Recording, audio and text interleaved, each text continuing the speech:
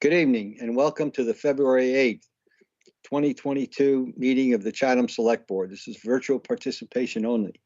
Please note this meeting is being recorded and will be available shortly hereafter for scheduled and on-demand viewing on any smartphone or tablet device. If anyone else is recording the meeting, please let me know. Pursuant to Governor Baker's June 16, 2021 signing of an act relative to extending certain COVID-19 measures adopted during the state of emergency, including the extension of his March 12, 2020 order suspending certain provisions of the open meeting law, General Law, Chapter 30A, Section 20, until April 1st, 2022, this meeting of the Chatham Select Board is being conducted via remote participation. Every effort will be made to ensure that the public can adequately access the proceedings as provided for in the order.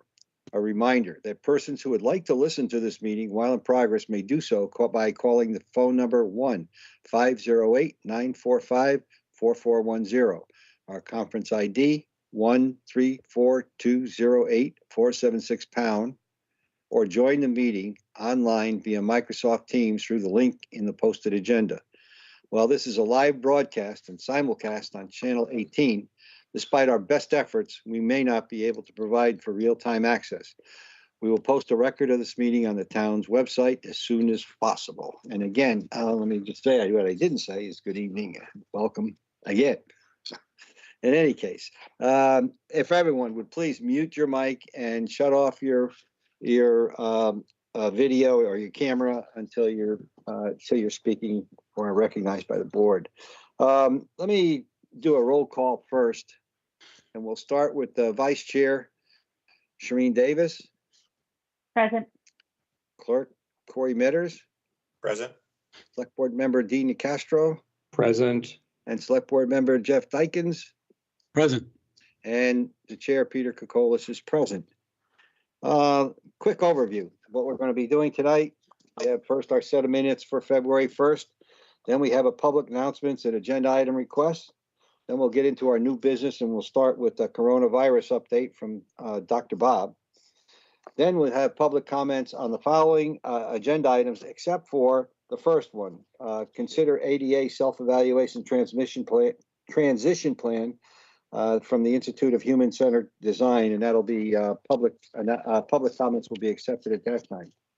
Then we'll go consider a change name for the Committee for Disabled.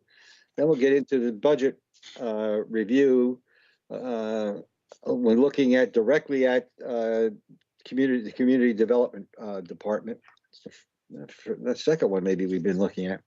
Then we get into some protective zoning bylaw amendments that were referred to us by the planning board. I may make a point on this one.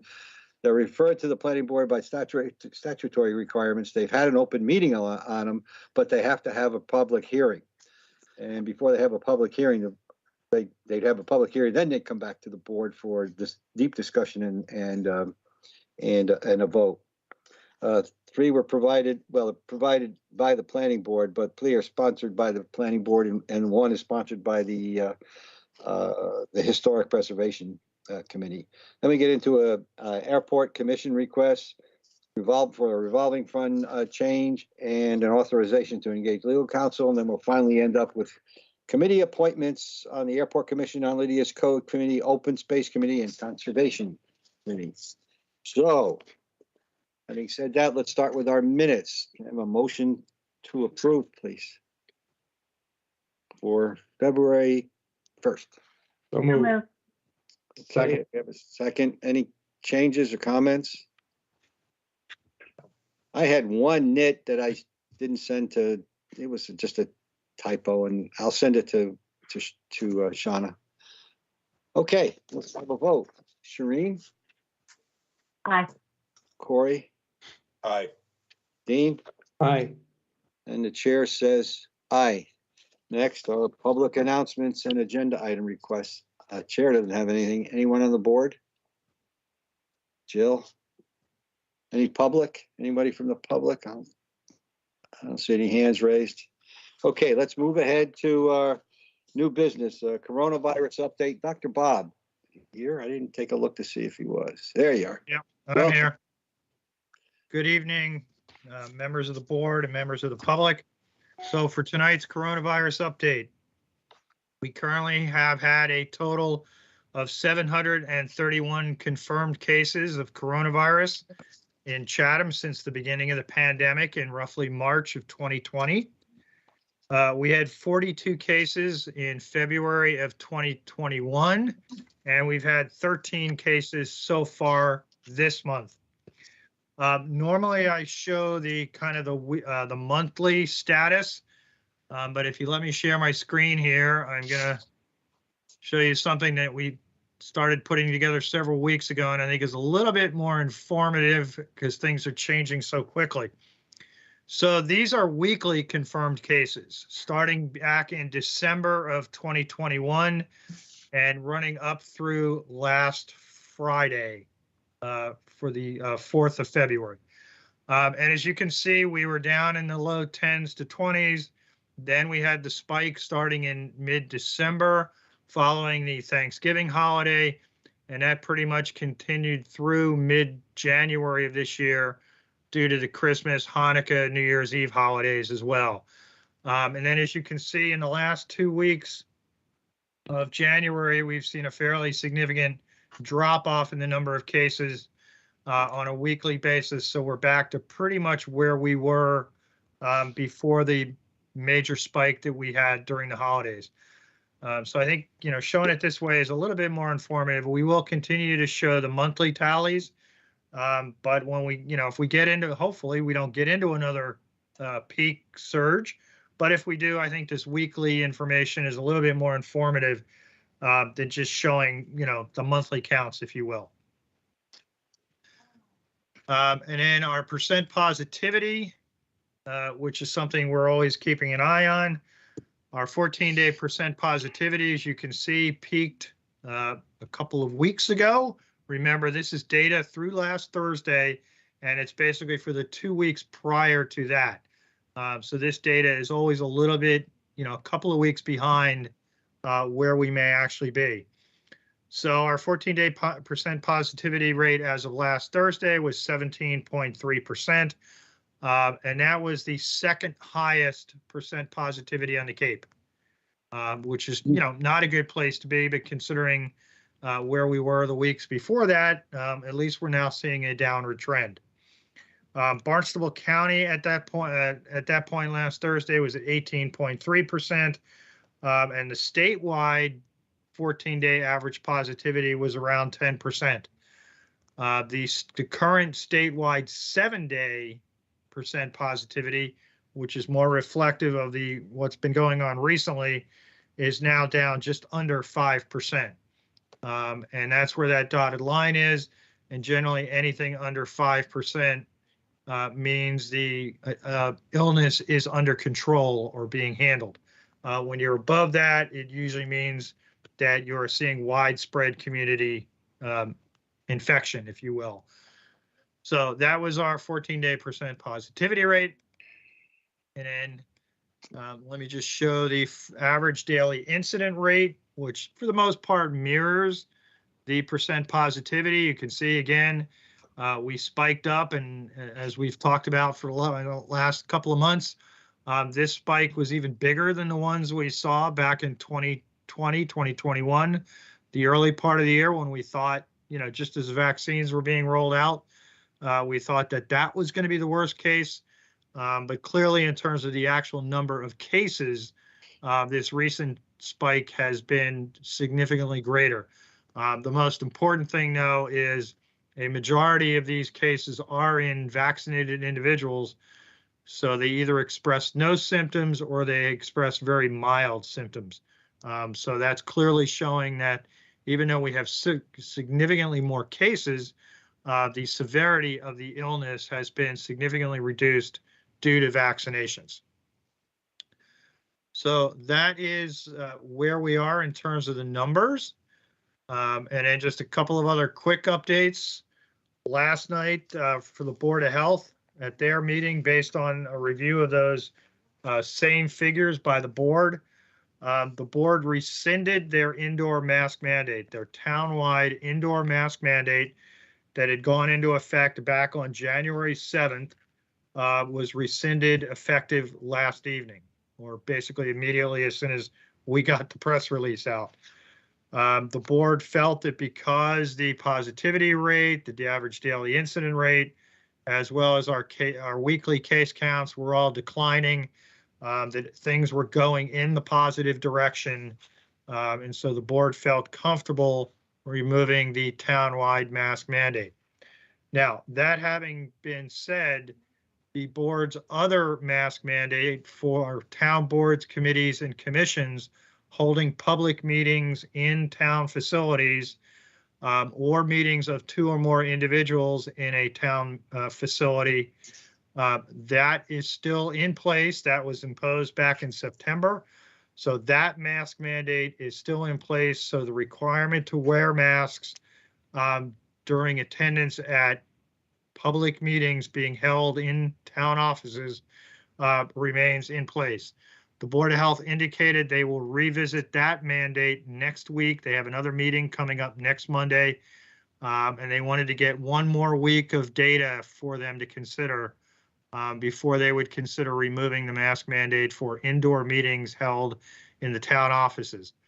And that was really for a couple of reasons. One, obviously having people sitting in a meeting room for an extended period of time is different than just, popping into the store for 10 or 15 minutes kind of thing. And it also reflected the board's continuing concern for town staff that may have to attend multiple meetings in a week or whatever, and for hours at a time. And so they just wanted to be fully cognizant of the fact that case counts were still dropping, and significantly so. So they will revisit that again at their meeting next Monday. And then the final thing that I just wanted to update the board on and the public, today we received a little over 1,700 home test kits, and the town had purchased these along with a number of other towns on the Cape, as well as the Cape Cod Collaborative in Barnstable County. So we were able to purchase those at a significant savings over what you'd have to pay at a pharmacy or online. So we did receive 1,700, a little over 1,700 of those test kits today, and we are finalizing our plan for distribution. But just to kind of give folks a heads up, it will likely be next Wednesday, and it'll be a drive-through event at the annex, obviously for Chatham residents only. So you will need to provide proof of residency through either your driver's license, or if you don't have a driver's license, but you're, a Chatham taxpayer, a copy of your tax bill or something like that. So we'll send out, as soon as we have all the logistics confirmed, we've reached out to CERT for their availability, as well as others. But the plan right now is for next Wednesday in the afternoon, and the actual hours will be announced through a press release, through Channel 18, the website, and our other social media platforms. And that will be on a first come, first served basis until we run out of test kits. But given the fact we have over 1,700, hopefully they will meet the need in the community, along with, what people have been able to get from the federal government for free, as well as potentially other sources. So with that, that's all I have for right now, and happy to answer any questions. Thank you, Dr. Bob. Anyone up the select board? I don't see any, and I see one hand up, Elaine Gibbs. Yes, thank you, Mr. Chair. I was wondering if you have any sense, any feedback about how many people in town have been getting them from the federal government. I signed up on day 1, and I have not received it. There's an echo. I know. I don't think it's me. Do we know if people are receiving them from the federal government?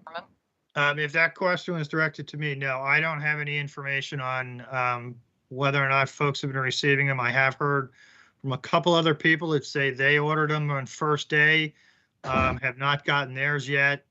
I've talked with other people that said they did sign up on the first day and they have received them. So, I think they're coming out as quickly as they can be distributed. But I don't have any numbers. We wouldn't have any access to any numbers of how many people actually signed up to receive them and have so far. And the only other question is if when you distribute the 1,700, how is that going to happen? Are 600 people going to get in line in cars to get them? I mean, is there going to be staggered appointments or something like that to pick them up? No, in all likelihood, it will be a first come, first served basis. That's what other towns have done, and they've done it very successfully.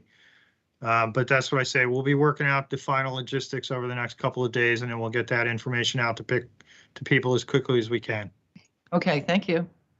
Thank you, Elaine. Shireen had your hand up.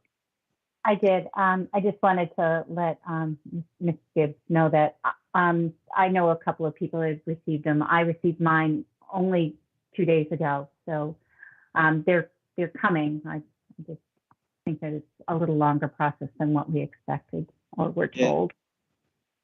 Yeah, I signed up the first day and I haven't received it yet, so yeah, it'll happen. Anyone else? Okay. Yeah, one comment I would make for those of you that are waiting for those home test kits from the federal government. You should get an email indicating that they've been sent or delivered. And if you have an outdoor mailbox, I strongly urge you to get those in as quickly as possible, because there are some issues that are cropping up, especially in the cold weather, where if the liquid reagent inside freezes, it can affect the efficiency of or the accuracy of the test. So if you do have an outdoor mailbox, keep an eye out. And if you do receive that email that it's been shipped, keep your eye out and try to get to your mailbox as quickly as you can and not have it sit out there for an extended period of time. It's not a major issue, but it is an issue that has been identified across the country, especially in the colder climates. Thank you. Jill? Thank you, Mr. Chair. So I want to check in about hybrid in-person meetings of the board. Bob had said that the Board of Health will meet next week to discuss the September indoor mask mandate. And so I just wanted to put it out there. So the expectation is for the meeting next week will still be virtual. And then at that time, the board will make a decision if you want to go back to hybrid in person. Yes. Okay. Good. All right. Thank you, Jill. And thank you, Dr. Duncanson. Okay, let's move on. Next on our agenda, public comments on our business agenda. Do we have any? Let's see. CG must be Carol Gordon, huh? Carol? I had that wrong. You're right. You're right. I just had it on mute. So, hello, thank you. I would just like to take this time and just speak towards the airport commission request.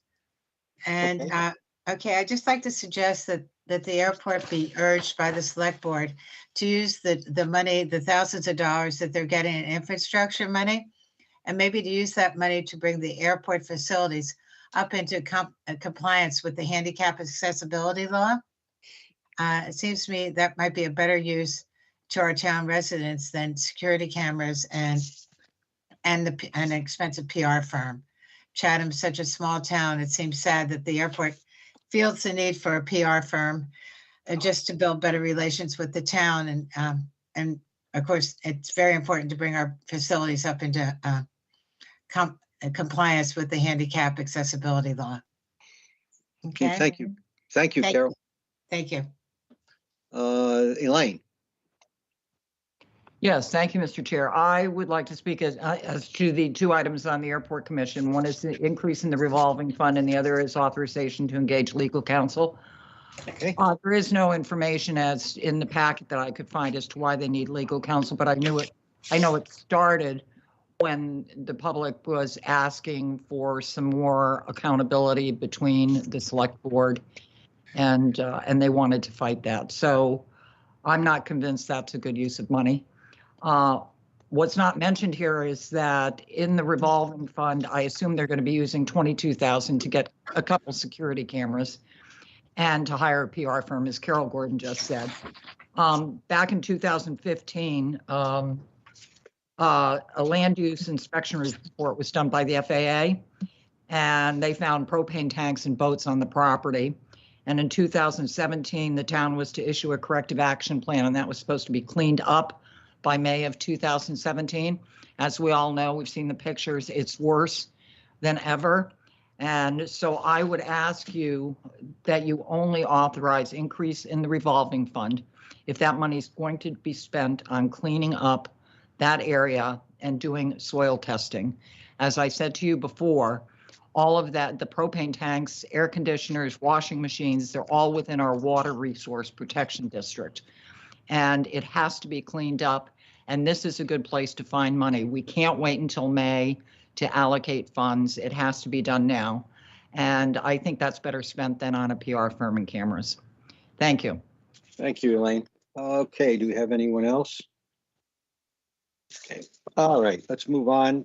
Next on our agenda is a consider ADA self-evaluation and transition plan.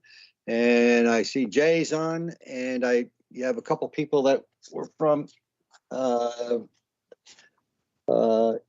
guess it's Anna, Julian, and David West. So Jay, let me turn it over to you. Go ahead. Thank you. Good evening, Select Board members and members of the public. This is Jay Briggs, Building Commissioner and ADA Coordinator. As we described in the agenda report, the town of Chatham was awarded a grant in the amount of $40,000 by the Massachusetts Office on Disability to develop an Americans with Disabilities Act self-evaluation and transition plan in December of 2019. The pandemic delayed the project until late 2020. We hired the Institute for Human-Centered Design, IHCD, to complete the ADA self-evaluation and transition plan. IHCD held meetings with many town department heads since February of 2021, seeking input in creating this plan to create a more accessible community by identifying needed improvements. The draft plan was reviewed by the Committee for the Disabled at their October meeting, and the committee provided comments, some of which have been incorporated into the document. The draft Town of Chatham self-evaluation and transition plan was made available to the public for comment from December 10th, 2021 through January 1st of 2022. No public comment was received. Moving forward, to facilitate recommended upgrades and changes identified by the IHCD, I shall meet with the department heads or representatives periodically to discuss targeting priority items, which will likely take 3 to 5 years. At this time, please allow me to introduce Anna Julian and David West from IHCD, who will be presenting an overview of the requirements, evaluations, findings, and answering questions. Katie Donovan will be sharing her screen as Anna and David walk us through the presentation. Thank you. Thank you very much. Who's going to start, Anna or David? Okay, Anna, I think you're on mute, I believe. Yeah. Can you hear me now? Yes, I can. Thank you. Welcome. Okay, good evening. Thank you, Jay. As we are going to go through a brief presentation that will review the town self-evaluation and transition plans process. So, and at the end of the presentation, we will be available for questions. Next, please. So our scope of work included the evaluation of programs, services, and activities, which is the infrastructure of policies and procedures that support program access. The scope of work also included the evaluation of facilities and the ADA self-evaluation, which is a comprehensive data about the current state of compliance that identifies both issues that need corrective action and gaps in policies and procedures. Next. The Americans with Disabilities Act, the Title II of the ADA, requires that state and local government entities do not discriminate against people with disabilities in their programs, services, and activities. That means that state and local governments must take steps to examine their programs and establish a plan for compliance with the Americans with Disabilities Act. Next, please. So the evaluation of programs, services, and activities. The information pertinent to the assessment that was submitted on Part B of the report was obtained by an online ADA questionnaire developed by us, the Institute for Human-Centered Design, and submitted by 8 departments. In addition, a questionnaire was also submitted to the Committee for the Disabled, and their comments were submitted as a group response. We also obtained information from the town website and information available by town employees. Next. Our findings. The ADA has specific requirements for cities and towns and that is to ensure that people with disabilities are not discriminated against it. So one of those requirements is the designation of a responsible employee. The town has met its obligation by appointing Jay Briggs, the town building commissioner, as the ADA coordinator. Another requirement of the ADA is to have a grievance procedure in place. The town has a proper grievance procedure, but survey responses indicated that some departments are not aware of its existence. Another requirement is to have a notice of non-discrimination. The town does have that notice of non-discrimination. However, the public notice does not clearly state that the town does not discriminate on the basis of disability in its programs, services, activities, and employment practices. It also uses the outdated term handicap, and survey respondents from some departments are not sure if or where the notice is posted. So something needs to be done in that matter. Next. Modification of policies, practices, and procedures. That's another requirement of the ADA. There is no evidence that the town was unable to provide a reasonable modification when requested. However, there is also no indication that the town has developed written policies to ensure modification to policies, practices, and procedures. Employment and reasonable accommodation. Again, there is no evidence that the town has failed to provide reasonable accommodation to its employees. However, some respondents stated that there were no policy statements posted in their departments, and that's a requirement to have the requirement that the town will provide reasonable accommodation to his employees, to have it posted somewhere in the department or in the building. And also, it is not certain whom employees with disabilities should contact for accommodation requests, or if the human resource is the department to manage all employees' matters. Another key requirement of the ADA is the effective communication and auxiliary aids and services. The town should ensure that communication with people with disabilities is as effective as communication with people without disabilities. So from the questionnaire responses received, some departments seem unclear about the obligation to provide effective communication. Next. The basis for the self-evaluation, we reviewed buildings and outdoor areas for compliance with both the 2010 ADA standards for accessible design and the 521 CMR of the Massachusetts Architectural Access Board. So we review for compliance with both and provide recommendations based on the one that provides more accessibility. Next, please. For each facility, each building or outdoor area that was surveyed, we provide a building report, which contains a basic information about the building, including the location of entrances and exits, vertical circulation, and interior layout and functions. For the outdoor areas, that report included also the accessible routes to where the program is offered, key accessibility issues, and the order of magnitude cost estimates. And the cost estimates is material only. That does not include labor or design or unforeseen conditions or overhead. Next. And together with the building report, we provided a building catalog, which is a database of records of each building element that is not compliant with regard to one or more of the applicable accessibility standards. Each record in the catalog contains a photograph, floor and location information, elements, a list of issues with measurements, possible remedies, and cost estimates.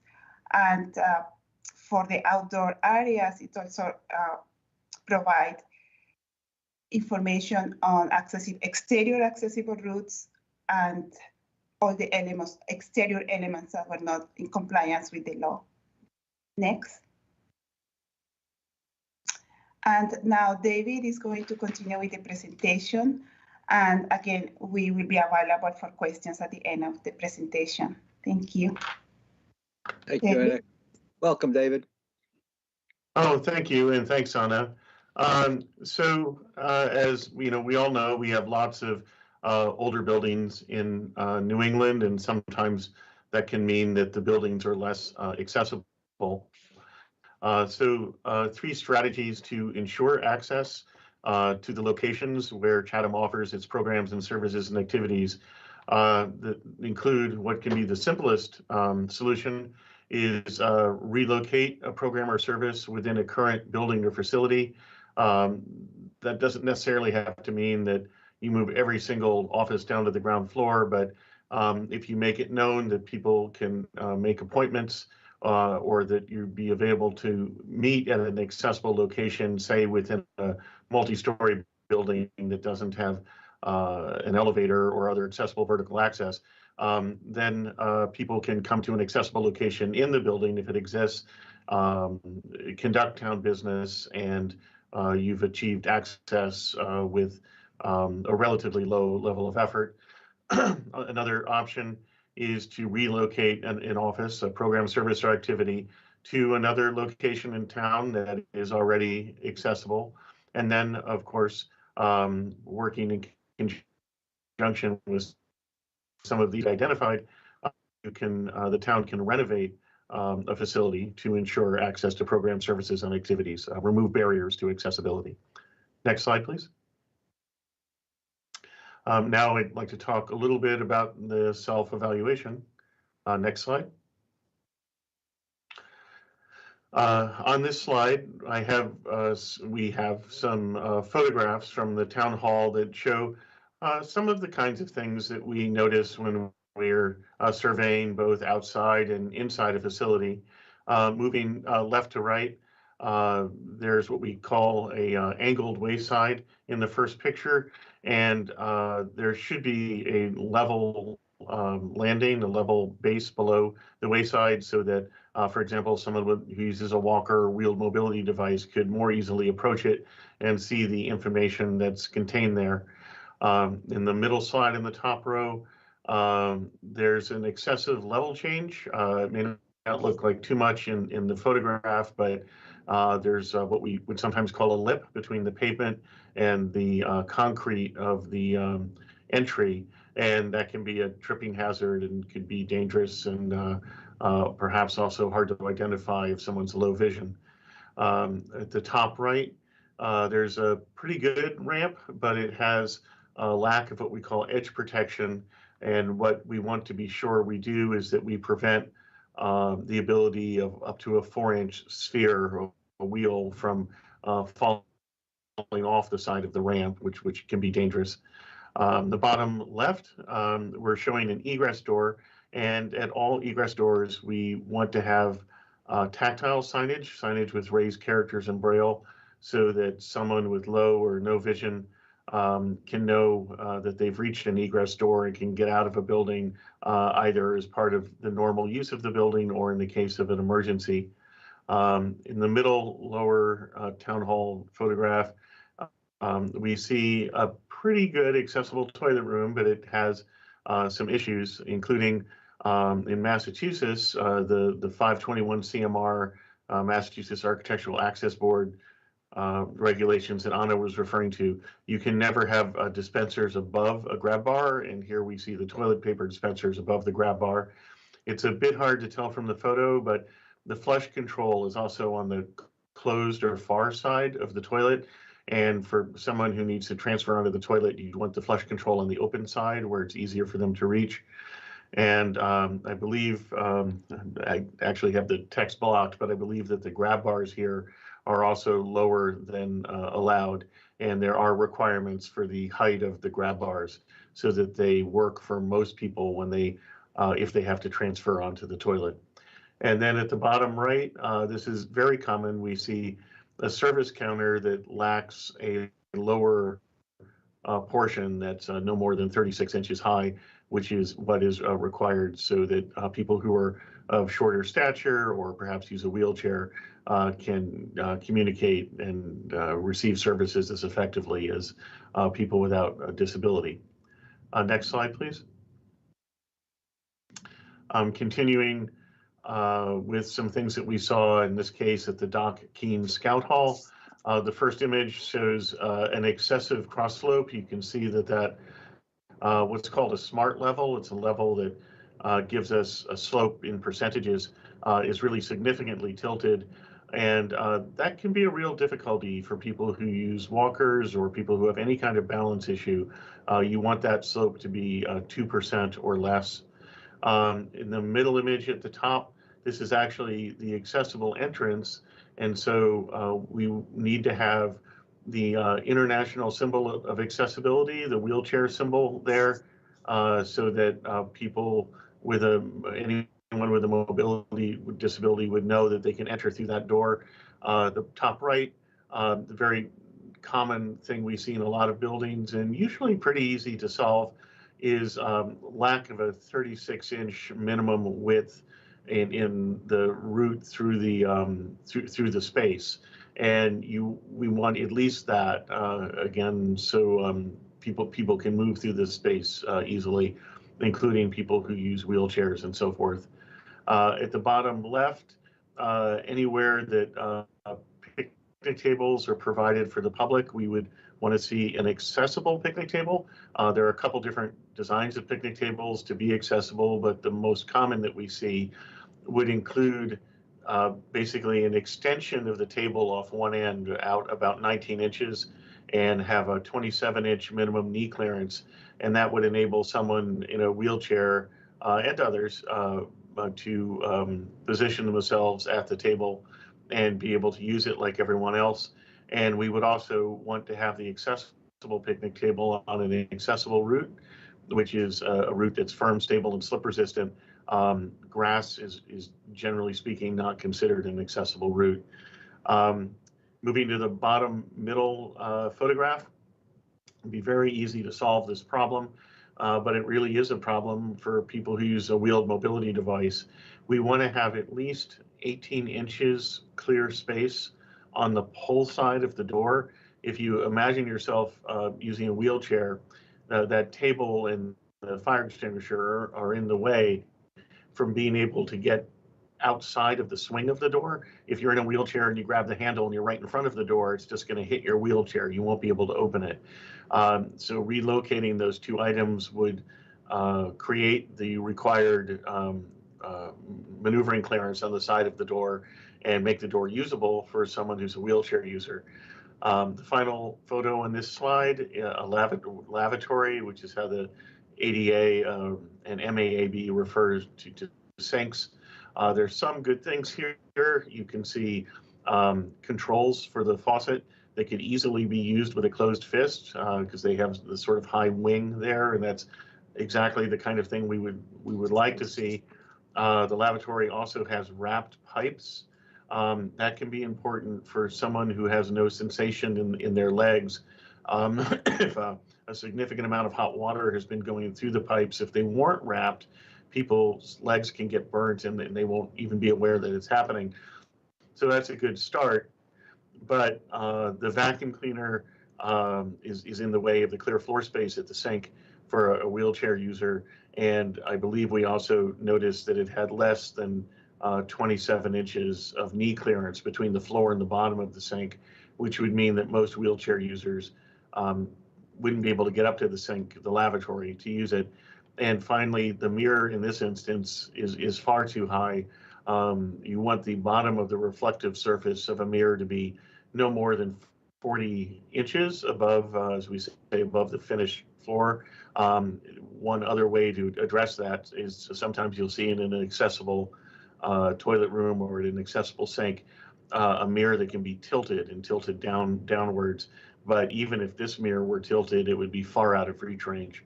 And so it needs to be lower. Next slide, please. The top left, there's a lovely gazebo or bandstand, but there's no accessible route to it. Again, a firm, stable, and slip-resistant surface that in Massachusetts needs to be at least 48 inches wide. And there's no accessible route onto the bandstand, which could be addressed by changing the stairs to a ramp to provide entry. In the middle, well, I guess not quite the middle, but moving across left to right in the top row, we see a rinsing shower, which is great to have, but it needs to have grab bars there and also controls within reach range, which would mean no more than 48 inches off the ground.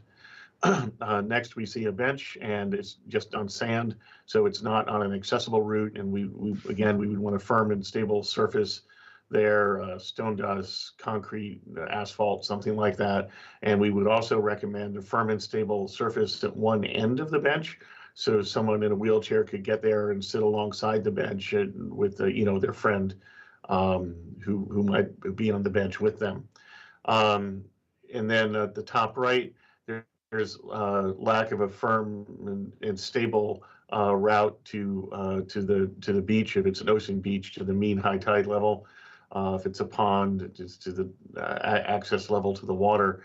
And that can be remedied in a variety of ways, but most typically with a beach mat. And then, of course, it's important to maintain the beach mat, be sure it isn't completely covered with sand or something along those lines. At the bottom left are three very nice bike racks, but as you can see, they're up on a curb and they're also accessed by grass. So we would want at least one of those to be on an accessible route. Moving across left to right in the bottom, there's a urinal, and anytime there's a urinal in Massachusetts, you want the maximum height of at least one of them and no less than 5% to be no more than 17 inches above the ground. And this was higher than that. And that's having the lower height is helpful for a variety of reasons, including people who use a colostomy bag and need to empty it. And then, as Anna mentioned, at any site we look at things like approach and entrance, but also accessible parking. And in this case, at the van accessible space, there's lack of a van accessible sign. The signs are also a bit too low. They need to be at least 60 inches above the ground measured to the bottom of the sign. And this is at Chatham Airport. There may be one additional issue I can't quite see. It's blocked by part of the tool, the meeting tool that we're using. Next slide. So summary of typical signage issues that we would see in Chatham, and also that we saw in Chatham and also often see in other cities and towns.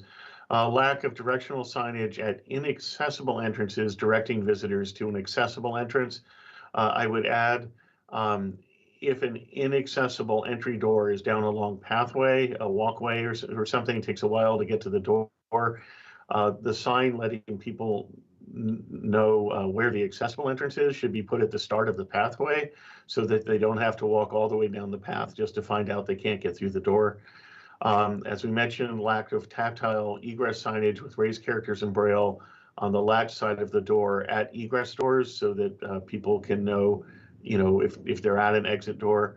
And this lack of the same type of sign, tactile egress signage with raised characters in Braille at inaccessible egress doors directing people to the nearest accessible egress door. So for example, if there's a door that goes to 3 or 4 steps, that's an egress door that's used by many but couldn't be used by somebody in a wheelchair, you want accessible signage there, letting people know where they should go to be able to exit the building. And then when you have an accessible egress door that opens immediately to the exterior of the building and that's on an accessible route. If there's an illuminated, exit sign there, when that sign is replaced, we recommend that an illuminated international symbol of accessibility, that wheelchair symbol, also be put there so that people who need it can tell at a great distance that that's a fully accessible exit. Also with permanent rooms, there should be accessible signage, again, meaning raised characters and braille mounted on the latch side of the door. In the case of something like offices, usually the room number won't change. So in other words, if it's, room 21, it will always be that way. You're not required to have accessible signage with the name of the individual in the room because that can change.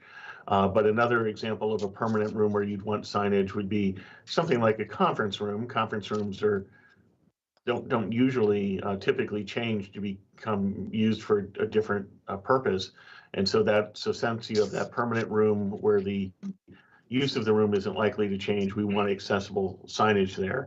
And then we found some instances of lack of a sign with the wheelchair symbol, again, the international symbol of accessibility at an accessible toilet room. And that's, something you really want to correct because it means that someone who needs an accessible toilet room may not be aware that there is one present, right in front of them. Next slide, please. So in terms of some of the things we delivered, Anna already talked about the narrative reports and the catalog. We also have some summary reports, our reports A, B, and C, part of the self-evaluation report. And then we have the database, the transition plan database. And that has all of the information in the survey catalog that Anna referred to, except for the photographs. So in other words, for each location, each thing that was surveyed, it lists what's out of compliance. It includes measurements when they're applicable, and it includes the remedy and our basic cost information. And this we really hope is a working document for the town. We deliver it as a spreadsheet so you can sort it according to different categories. For example, there are many things that to remedy the accessibility issue. It's just a matter of labor and without any significant cost. If there's already town staff that deals with that type of labor issue, and an example of that was that table that we showed that was in the way of the pull side maneuvering clearance on the door. Something like that, a person who works in the building can just relocate that table and fire extinguisher. And, often people will take the database and the first thing they'll do is sort for things that have a $0 cost or a very low cost so that they can get to correcting those things right away. And if you keep this up to date and indicate things that you fix, it's also can become a useful resource to let the town know that things that are getting addressed. And I should add, I think that's a really important task. It's great and important, and the law it's required to take care of certain accessibility issues. But when you do that, don't forget to let the town know because it will mean that certain programs, services, and locations are more accessible to people than they used to be. Next slide, please. So the goals of the transition plan is that the town's program, services, activities, when viewed in their entirety, are readily accessible and usable by people with accessibilities. So as we talked about earlier, not every part of every building needs to be fully accessible, for example, but the programs and services offered within that building to members of the public need to be offered in a way that is accessible so that everyone can take advantage of them. So that means that we're looking at the priority of ensuring program access with the goal of equal participation of people with disabilities, and that there's an implementation strategy integrated into the town's planning and budgeting, and that's part of what that transition plan spreadsheet can be so helpful with. And a final goal that all residents, regardless of ability, feel that they both know about and can participate in all the programs, services, and activities that the town of Chatham has to offer. Next slide. So we've made it to the end of the presentation. And if you would like, Anna and I would be happy to answer or do our best to answer any questions that folks listening may have. Thank you, David, and thank you, Anna. Just make a comment first, and maybe a comment to Jay too, and Jill. It's very detailed, and I thank you for that. And I especially appreciate the pictures because you understand what the issues are there.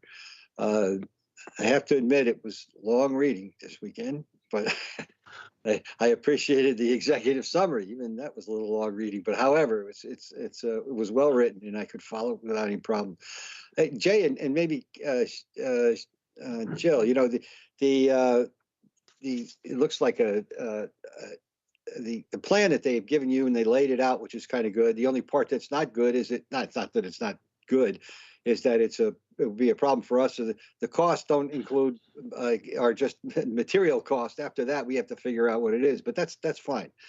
Would it be worthwhile? And I think, well, let me say this. I think it would be worthwhile, maybe periodically, you can talk about what that would be, that you bring back maybe, I don't know how many pages that is, but maybe an overview of how we're doing, because this is a 5-year plan, as I remember reading, right? 5 to 7 years, and so, you know, maybe twice a year or something to just say, here's where we are, and it might highlight some stuff you could use for the budget, or maybe we can get some volunteers to do things.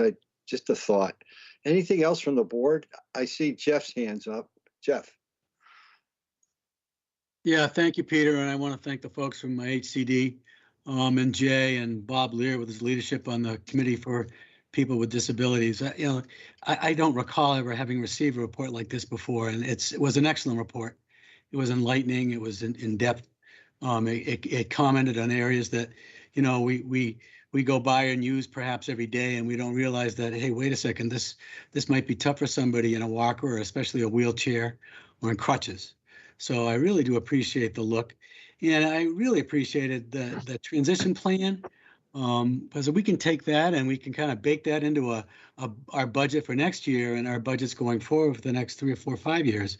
And as the chairman just noted, we can go back and revisit how we're doing with progress. So I really appreciate the report and the work of our Committee on the Disabled, and hopefully to be renamed Committee with People with Disabilities.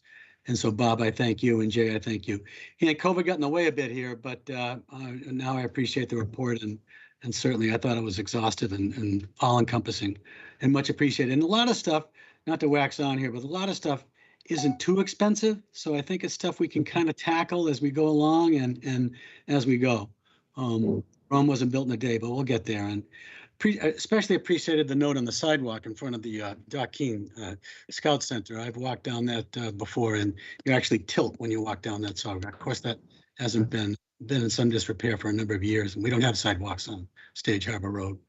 Okay, anyway, thank you very much. Really appreciate it. Thank you, Jeff. I'll just add that and when they walked to West Chatham, they used one of those levels, and every few feet they were checking the level. And at the time, I was wondering, wow, how come you're doing it so much? And the guy, well, DOT mentioned that it had to be ADA compatible and accessible. Shireen. Okay. Thank you, Mr. Chair.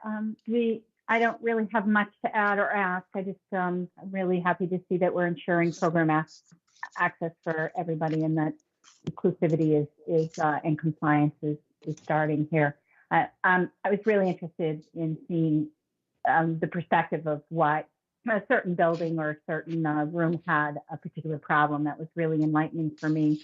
I'm just wondering if we should send this report along to Park and Rec and to the Airport Commission for their review, and for any of their future planning, or what's going on, that they'd be more knowledgeable about some of the things that they have issues with the beaches and the airport.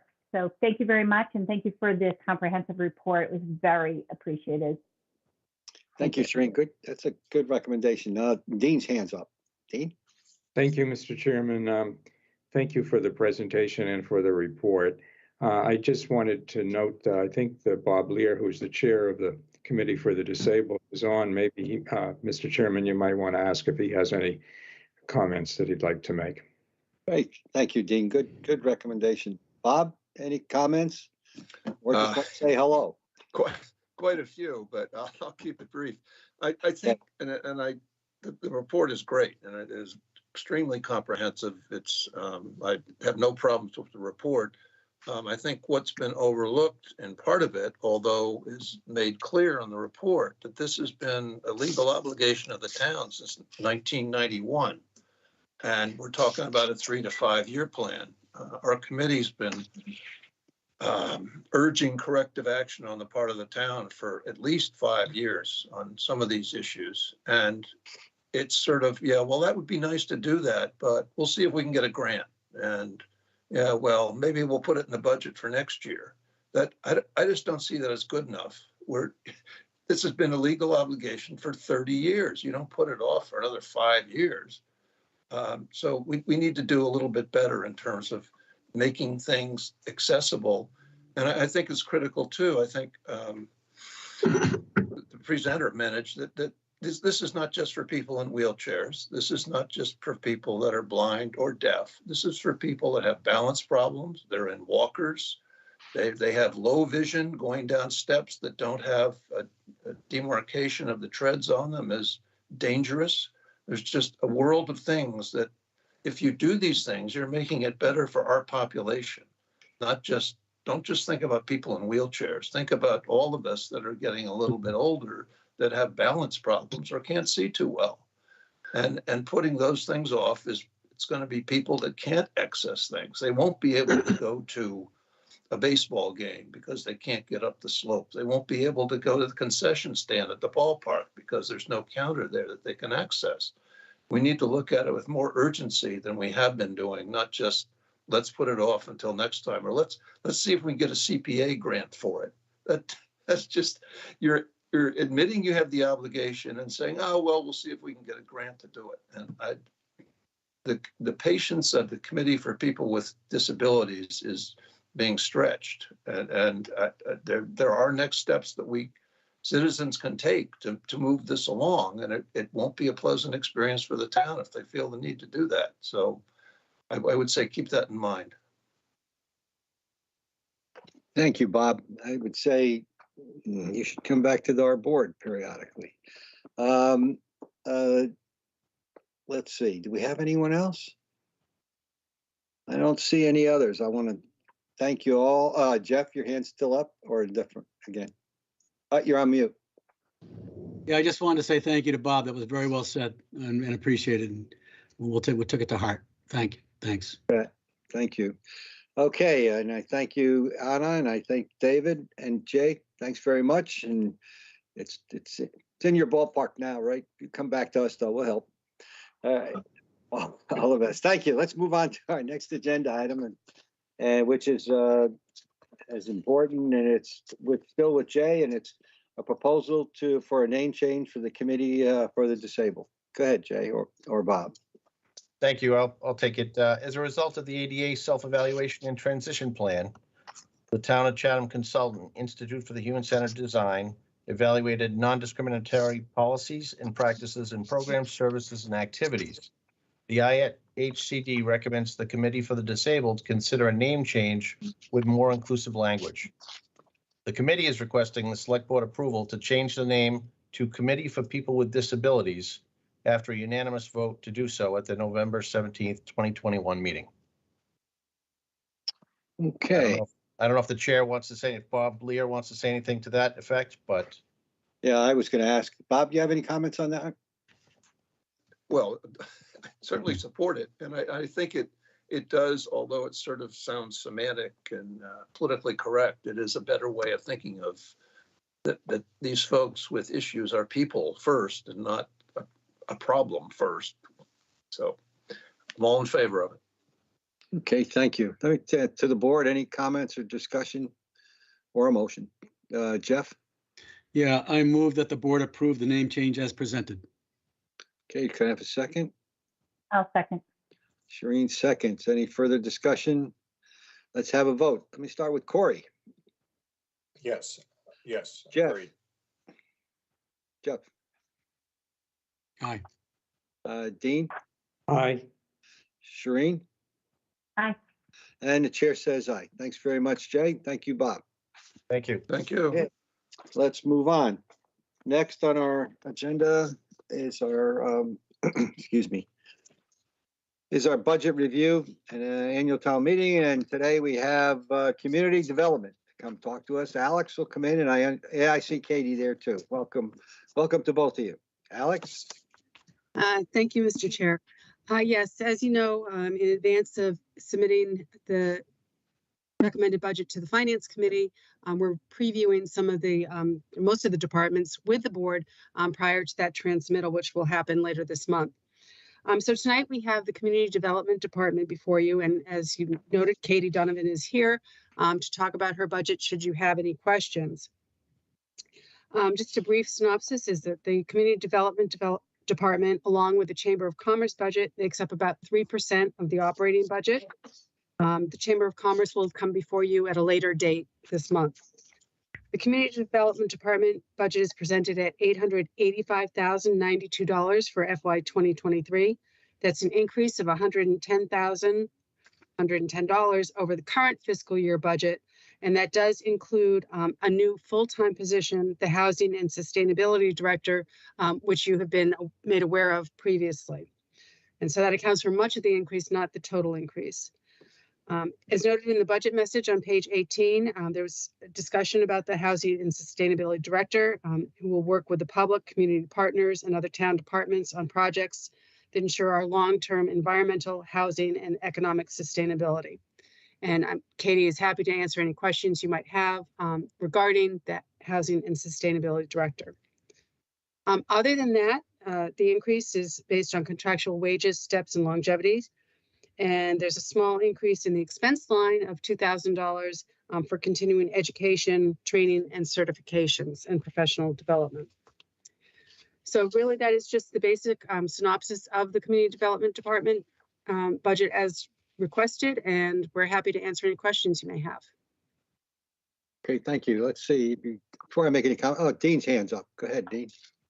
Thank you, Peter. Katie, just one question on the list of prior year accomplishments. Item number 5, received a Housing Choice Small Town Grant for a feasibility study to assess land designated for affordable and attainable housing. Can you explain what that was, and did that relate to 127 Old Harbor Road at all? Thank you. Through the chair, no, that actually will be, that grant is going to be utilized to do a feasibility study for the Buckley property at 1533 Main Street, should we acquire the property prior to the end of the year. If we don't, we will look to transfer the grant to perhaps look at another piece of property. Again, we'll be coming before the Affordable Housing Trust on Thursday for a discussion through executive session. But if we have the opportunity to transfer the grant, should we not close on the Buckley property prior to the end of the fiscal year, we'll look to do that. It was a separate item that we had requested that grant on. Thank you. Thank you. Anyone else on the board?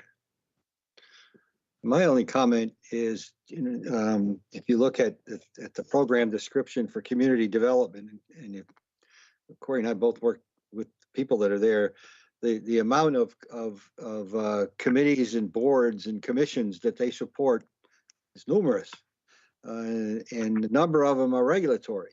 And if you've been on any of those, the staff reports that are done are pretty extensive, and they take a lot of work. We're given not only that, but given the importance of housing to us and throughout the Cape, and also that the principal planner is now the housing person, and we've put in to change our housing trust, which is going to be I believe will provide considerably more effort on housing. It's going to include a lot more people. It needs a focus of a person and a job. like this housing coordinator. And I see where that job is going to be pretty extensive when you cut across all of our different departments that are going to be associated with that, and also with the county and other towns.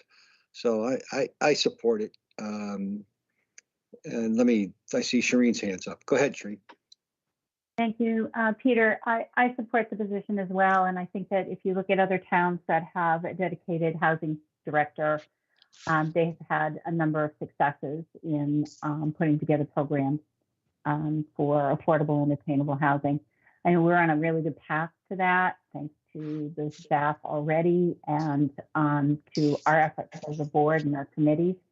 But I think that once we are on that road, there are so many opportunities out there that if one person dedicated to this could really, really enhance our programs and opportunities that could be presented to us for funding and whatnot. So I'm in favor. Thank you. Thank you, Shireen. Corey. No, I was just going to share one thought is like, I know some people have suggested that, this is more appropriate to go with an outside third party entity to take care of this workload. But I think having someone in-house would actually be more beneficial to the goals that the town and the select board have set. And I think, like again, having an in-house entity dealing directly with this will probably suit us better to attain those goals. So in the beginning, I was a little mixed about this, but I support this. I do support this. Thank you. Thank you, Corey. Let's see. I guess that's it, unless we have any other. Jeff, go ahead. Yeah, I'm supportive as well. I won't echo all the comments, but given our priorities as a board, I think the position is critical to be successful going forward, and that's the major difference in the cost of the department. And I'm very supportive. Thank you. Thank you. Okay, seeing no others, could I have a motion? Well, do we need a motion to approve, Alex? Yeah, I guess so. Let me see what I have there. There was no motion recommended. No, This was just for your consideration in advance of the budget. Thank you. Yeah, okay. Thank you. Thank you, Katie. I know you're going to thank you all. Thanks. Okay. Next up is our protective zoning bylaw amendments that were sent to the board. As I mentioned, these are by statutory requirements. They start with the planning board. They have what they did have is they had an open meeting on it, had inputs. Then they send it to us for our review to send back to them so they can have a public hearing. I see Allie's here. Anything you would like to say, Allie? No, that was a wonderful summary. Thank you so much. I just wanted to say to the board that we do tonight have Catherine Halpern on with us. She is the chair of the planning board. Bob Lear is also here as the vice chair of the historical commission. Shannon Holst is here from the county. She's their floodplain specialist. And also we do still have Jay Briggs on as well, our building commissioner, if there's any questions that we can answer for any of these 4 proposed bylaws. But as the chair did say, this is a procedural action by the select board to send these 4 zoning amendments to the planning board. Just quickly, the proposed that we're requesting for this procedural action is an amendment to the accessory dwelling unit bylaw. Just quickly, the 2 changes that are proposed is to allow for internal ADUs to be by right, and then to also allow seasonal homeowners the ability to apply for an ADU. We also have another proposed bylaw amendment to the Floodplain District bylaw. This is a mandatory FEMA change to the bylaw. We have another amendment for accessory dwelling units and structures, the definition and sizes and exemption from coverage for sheds. That was in front of the select board and also the planning board twice in the last 2 years. It was just never moved upon at town meeting. And then from the historic commission, we have historic incentive bylaw. This proposal provides dimensional variations to specific properties that are eligible for historic preservation. So it has to be a historic property in order for the dimensional variations to apply. So that's just a very quick overview of those 4 proposals. And we'd be happy to answer any questions if the board does have those. But again, we will be back in front of the board after the planning board's public hearing for placement, hopeful placement on the warrant. Let's see, I see Dean's hands up. Thank you, Mr. Chairman. I would suggest that we take these up one by one. And I do have a question on the first one. However you want to do it. Well, let's ask your question first. Let's start with the first one. Good point. Okay, Ally, just a question on the, this is the ADU.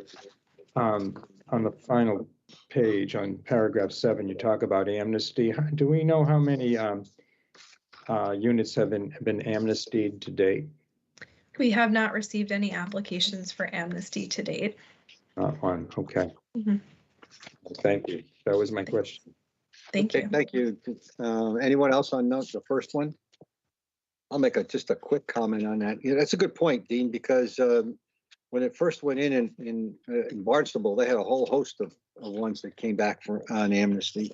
And I've heard reasons why people aren't doing it now. They're afraid that they're going to be caught in some kind of a web of, not fixing their place up. And hopefully we could get beyond that. Although the changes that are made here were part of the original ADU requirement 3 or 4 years ago, and they were negotiated out. Let's call it that. We were compromised to get it passed with the understanding, like part of the ADU here, that the planning board would come back and see how it's working. And there was considerable concern among some people that we were going to be overloaded with ADUs that were going to be all kinds of issues that could occur, and obviously that didn't happen. And this is not necessarily just for quote affordable housing. It's the term with a capital A and a small a. I don't know if people really understand what a small A is. To me, that's attainable housing. So the point is, it gives us some way to get some more access to have a supply of housing. I don't know if there's anything else. It's really pretty straightforward. Allie, what did I say wrong? No, we said everything perfect. I just wanted to put a quick plug in.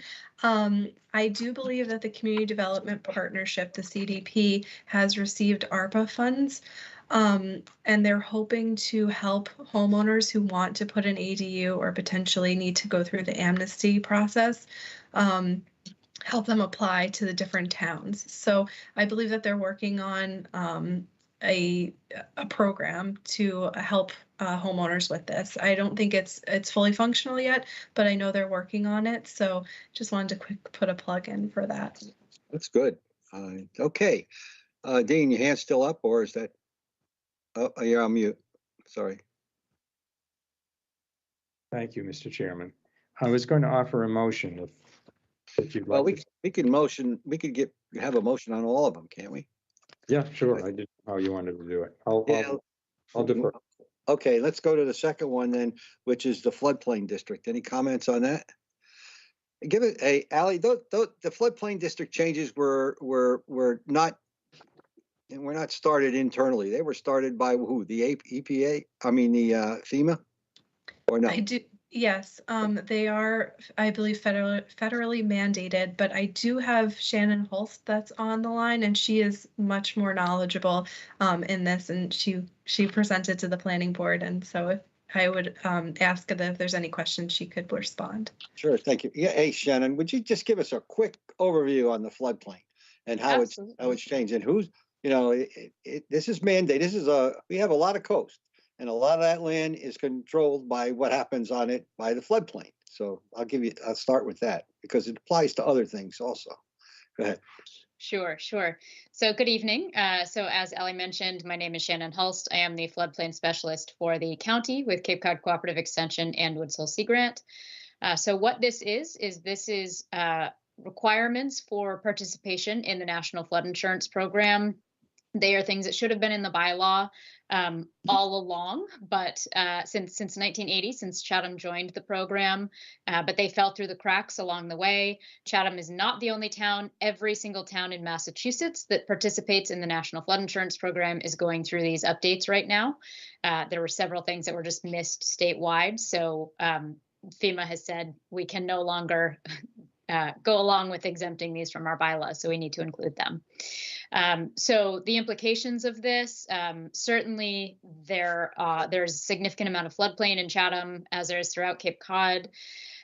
If the town were to not pass these, then the town would be removed from both the National Flood Insurance Program and the community rating system. If the town were to be removed from the National Flood Insurance Program, that would mean that no one in town could access flood insurance, which also means that anyone who has a federally backed mortgage in a floodplain may struggle to obtain or keep their mortgage. In addition, with the community rating system, Chatham staff who are here tonight, Jay and Katie, have done a wonderful job of getting the town into and keeping the town in the CRS, which provides a 15% discount on those flood insurance costs to all residents within the town. So that's an added benefit to participating in the NFIP. But so basically, you do want to stay in the program. Mostly these changes are administrative in how staff handle what happens in the floodplain. There are a few items that will change, and I can mention what those are. Just making sure that things related to any subdivisions, which may or may not be possible even in the floodplain in Chatham, but have to be in the bylaw. Making sure that adequate drainage is provided. That's kind of a given. And then requiring that any recreational vehicle that is parked in the floodplain is either elevated and anchored according to the building code requirements for a building, or is on the site for fewer than 180 consecutive days, or is fully licensed and highway ready. And those three are really the only things that will have any impact on what's actually happening in the floodplain. Otherwise, it's really just administrative changes.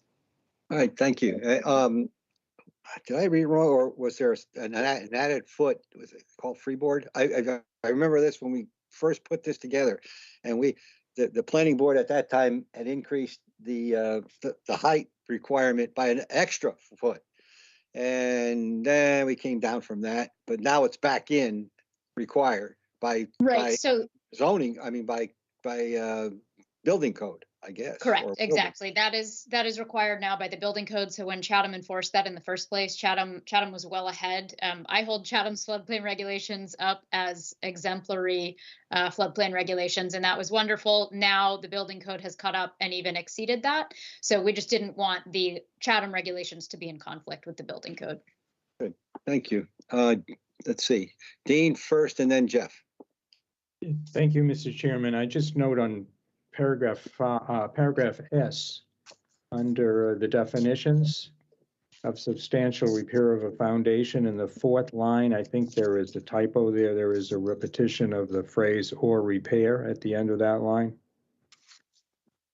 It's repeated, so that just should be stricken. Okay. Thank you. Thank you, Jeff. Yeah, thank you, Peter. I just wanted to emphasize that the notion that, if we don't pass this bylaw change, 465 Chatham policyholders are in danger of losing their flood insurance policies, which could put their mortgages at jeopardy as well. So this is administrative, but it's something we really ought to pass. So just wanted to make that kind of overt comment, but it's something we really got to pass. Thanks. It is, yes, it's federally required. Anything else? Okay, thank you, Shannon. We'll move on to our next one, Allie, and that is definition of sizes and exemption accessory building. I remember this one also. I'll let you say it because I'm embarrassed that I was on the board when this happened. Go ahead. So basically there are two, and let me just get to it. Sorry about that. Yeah, that's right, Charter. Okay, so there's basically two proposals for this, and it's really clarification, one of them, and then the second one is more of a change to the bylaw. Sorry.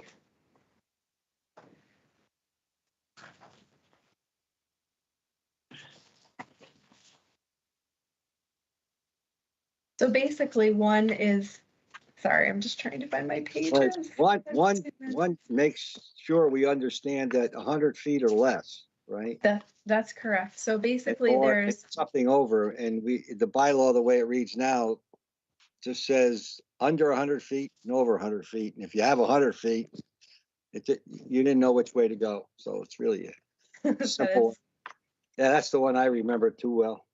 Yep, that is correct. And then also it is right now, if there is a shed, if there is a shed and it's over the building coverage, they potentially have to get a variance from the Zoning Board of Appeals. And we wanted to make sure that, sometimes it can be very daunting for the homeowner and applicant to go in front of the Zoning Board of Appeals for a variance for a small shed. And so this proposal is to allow them not to have to do that. Okay. Any comments from the board? I don't see any. Let's move on to the historic preservation incentive, which was sent in by the Historic Commission. I could ask Bob if he wants to come in first. Bob, any comments? I should have. Yeah. No, I have no comment. I think the purpose, Ally can describe the purpose better than I can, and maybe some of the variations on sizing as she has examples of. But the thing that, or a thing that concerned me a little bit was town council's comments on it, and how they would sort of fit into the process. And I gather from Ally that they're really mainly minor changes, and such that don't really affect the substance of it. There is an issue about the preservation restrictions, which sort of remains outstanding, but that's something we can take up with the planning board and with the public comment period that goes along with that. So that as it stands, it's pretty clear, a very narrow exception, I think. We're trying to get started with incentives and be able to see how they work and either expand on them or further refine them as we go along. So I certainly urge approval. Thank you, Bob. And yeah, whatever the details would be, you could work out in public hearing.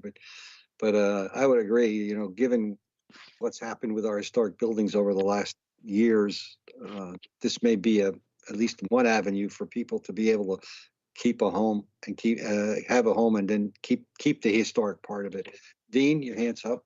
Thank you, Mr. Chairman. A couple of comments. With respect to town council's comments, I would call to the attention of the Historical Commission and the Planning Board when they get to this, and maybe Ally can carry that message. In the final paragraph, there is a substantive change, I think, between what the commission has proposed and what town council is suggesting in terms of what happens if there is a loss or destruction of the building. The commission's language implies that the property owner has to bring the property into compliance, and that seems to me that they have to put it back into the same condition, the original condition that it was before they got the benefit of the bylaw. Town council is using language that suggests that the compliance be future compliance. I don't know whether he means the same thing as the commission meant. He says shall terminate, and any prospective use and or development of the subject property must comply. Whereas the commission simply said they must bring the property into compliance with the underlying district's building coverage and setback requirements. So that's just something I note for information of the planning board.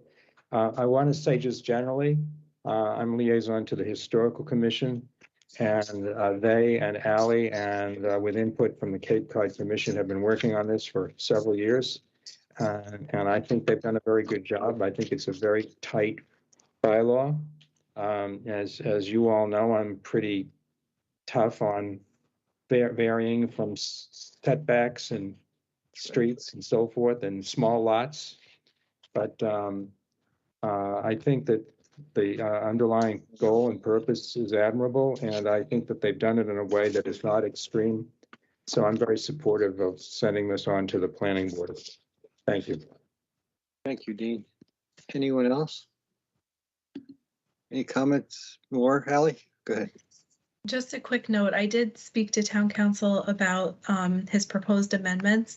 And as Bob had stated, we will bring them to the Historical Commission for their review. And then hopefully the Historical Commission will make recommendations to the planning board if during the public hearing any changes should be made to the bylaw.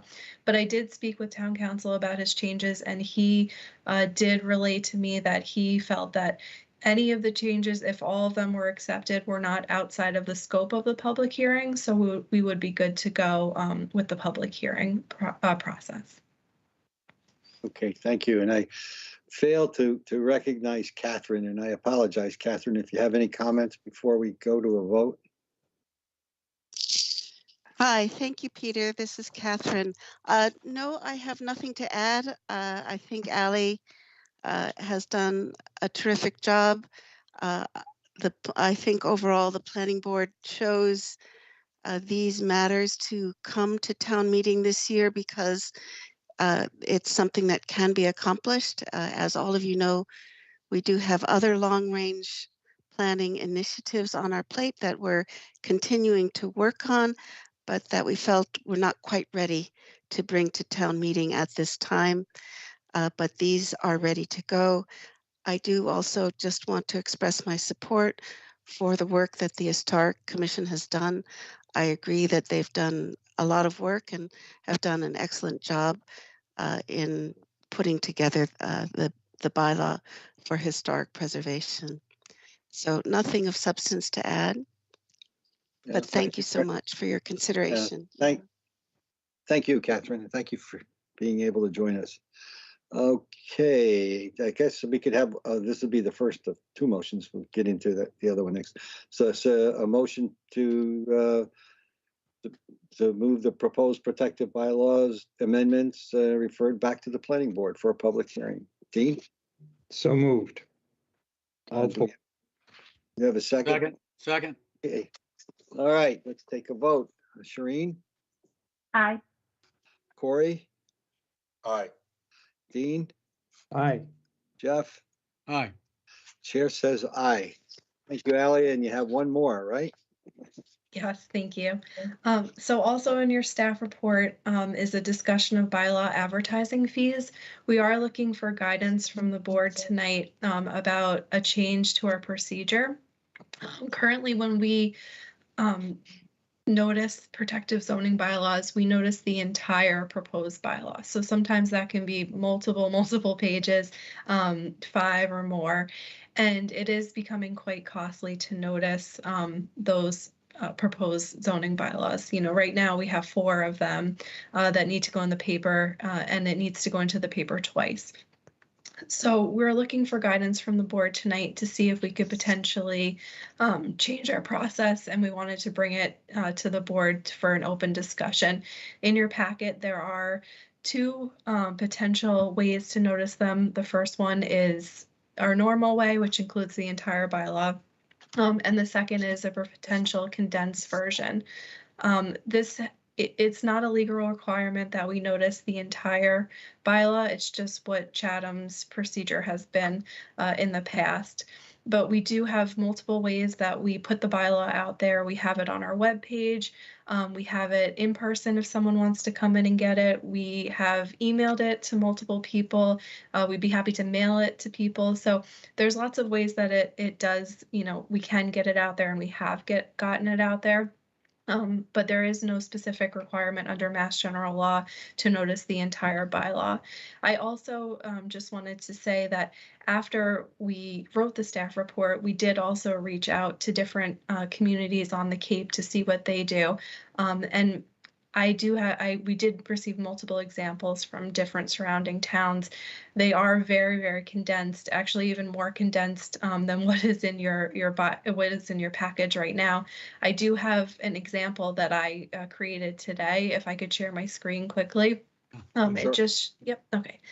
Hold on one second, let me get to it.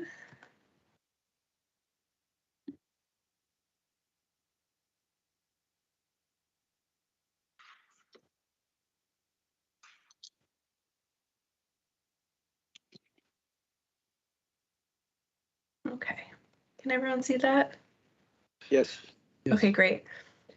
So basically, it is just a quick paragraph explaining what the proposed warrant article is, and each warrant article is actually in the same legal notice. So this is only 2 pages, and this includes all 4 potential zoning bylaw amendments. So that would be relatively easy to put in the paper and obviously much less costly than what we currently do now. So I just wanted to also bring this to the board's attention.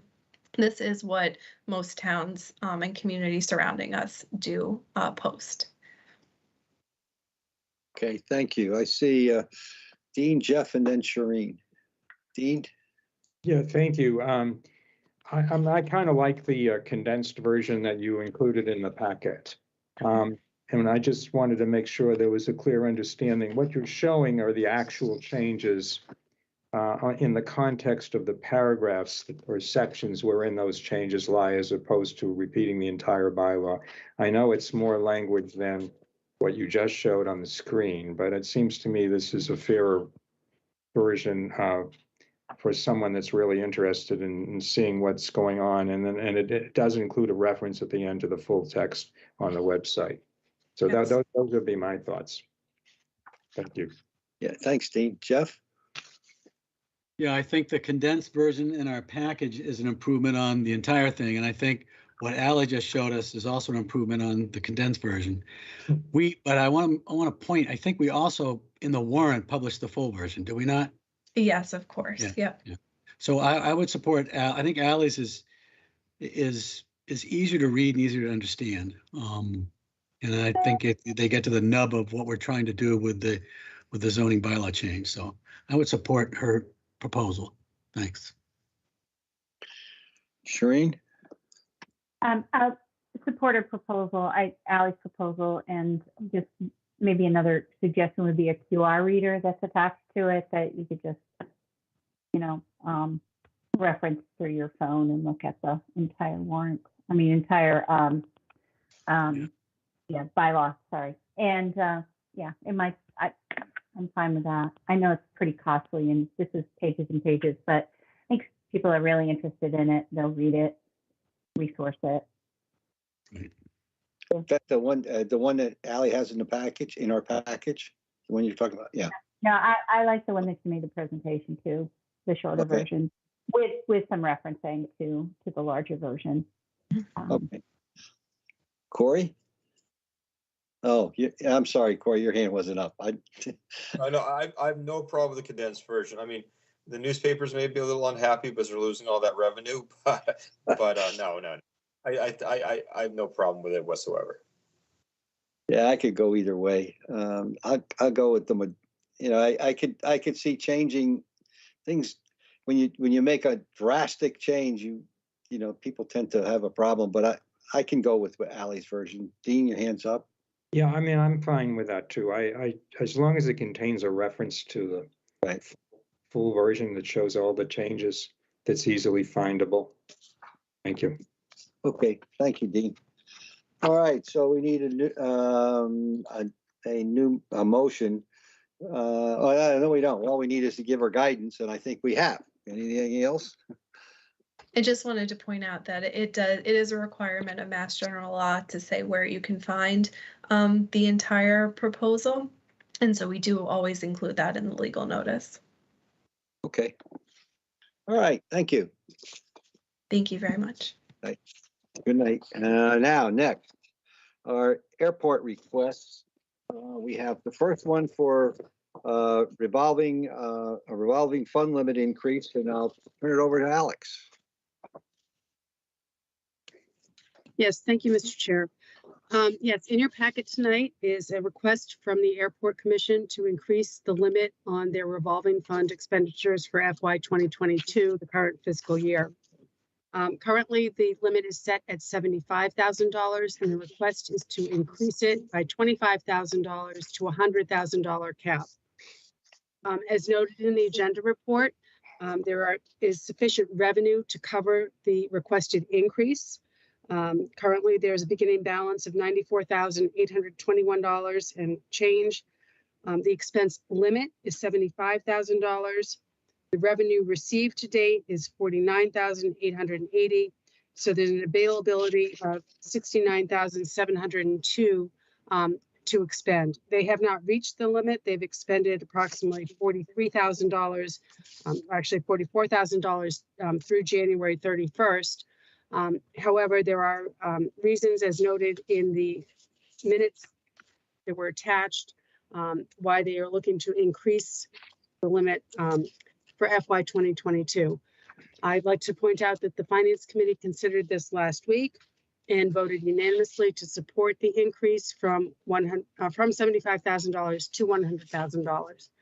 Also noted in the staff report is the reference to Mass General Law that allows the revolving fund limit to be increased with approval of the Finance Committee and the Select Board. And I see the Chair of the Airport Commission is here to answer any specific questions you may have.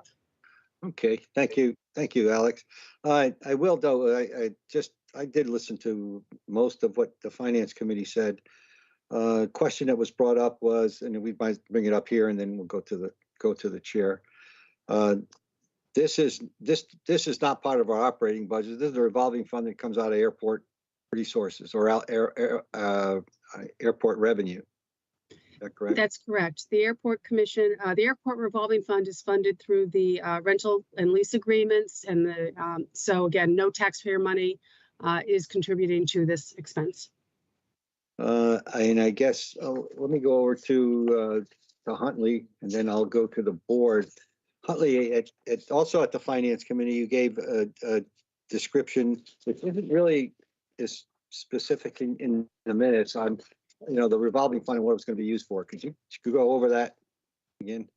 I sure can. And if our staff liaison, Terry Whalen, is there, if he could put that chart up that we're looking at. If not, I'll go on, and when it comes up, I'll give you an overview. The reason we've requested this increase is, number one, some unexpected events, such as storms, such as equipment breakdowns. That's part of it. Things that we just can't anticipate. The 75 is covered up to a point, but we have the security cameras that we're looking at to increase the visibility of some remote portions of the airport down toward the hangar area. We also have the possibility of legal expenses. We don't know how much they are. We have a cap on that right now of $9,500,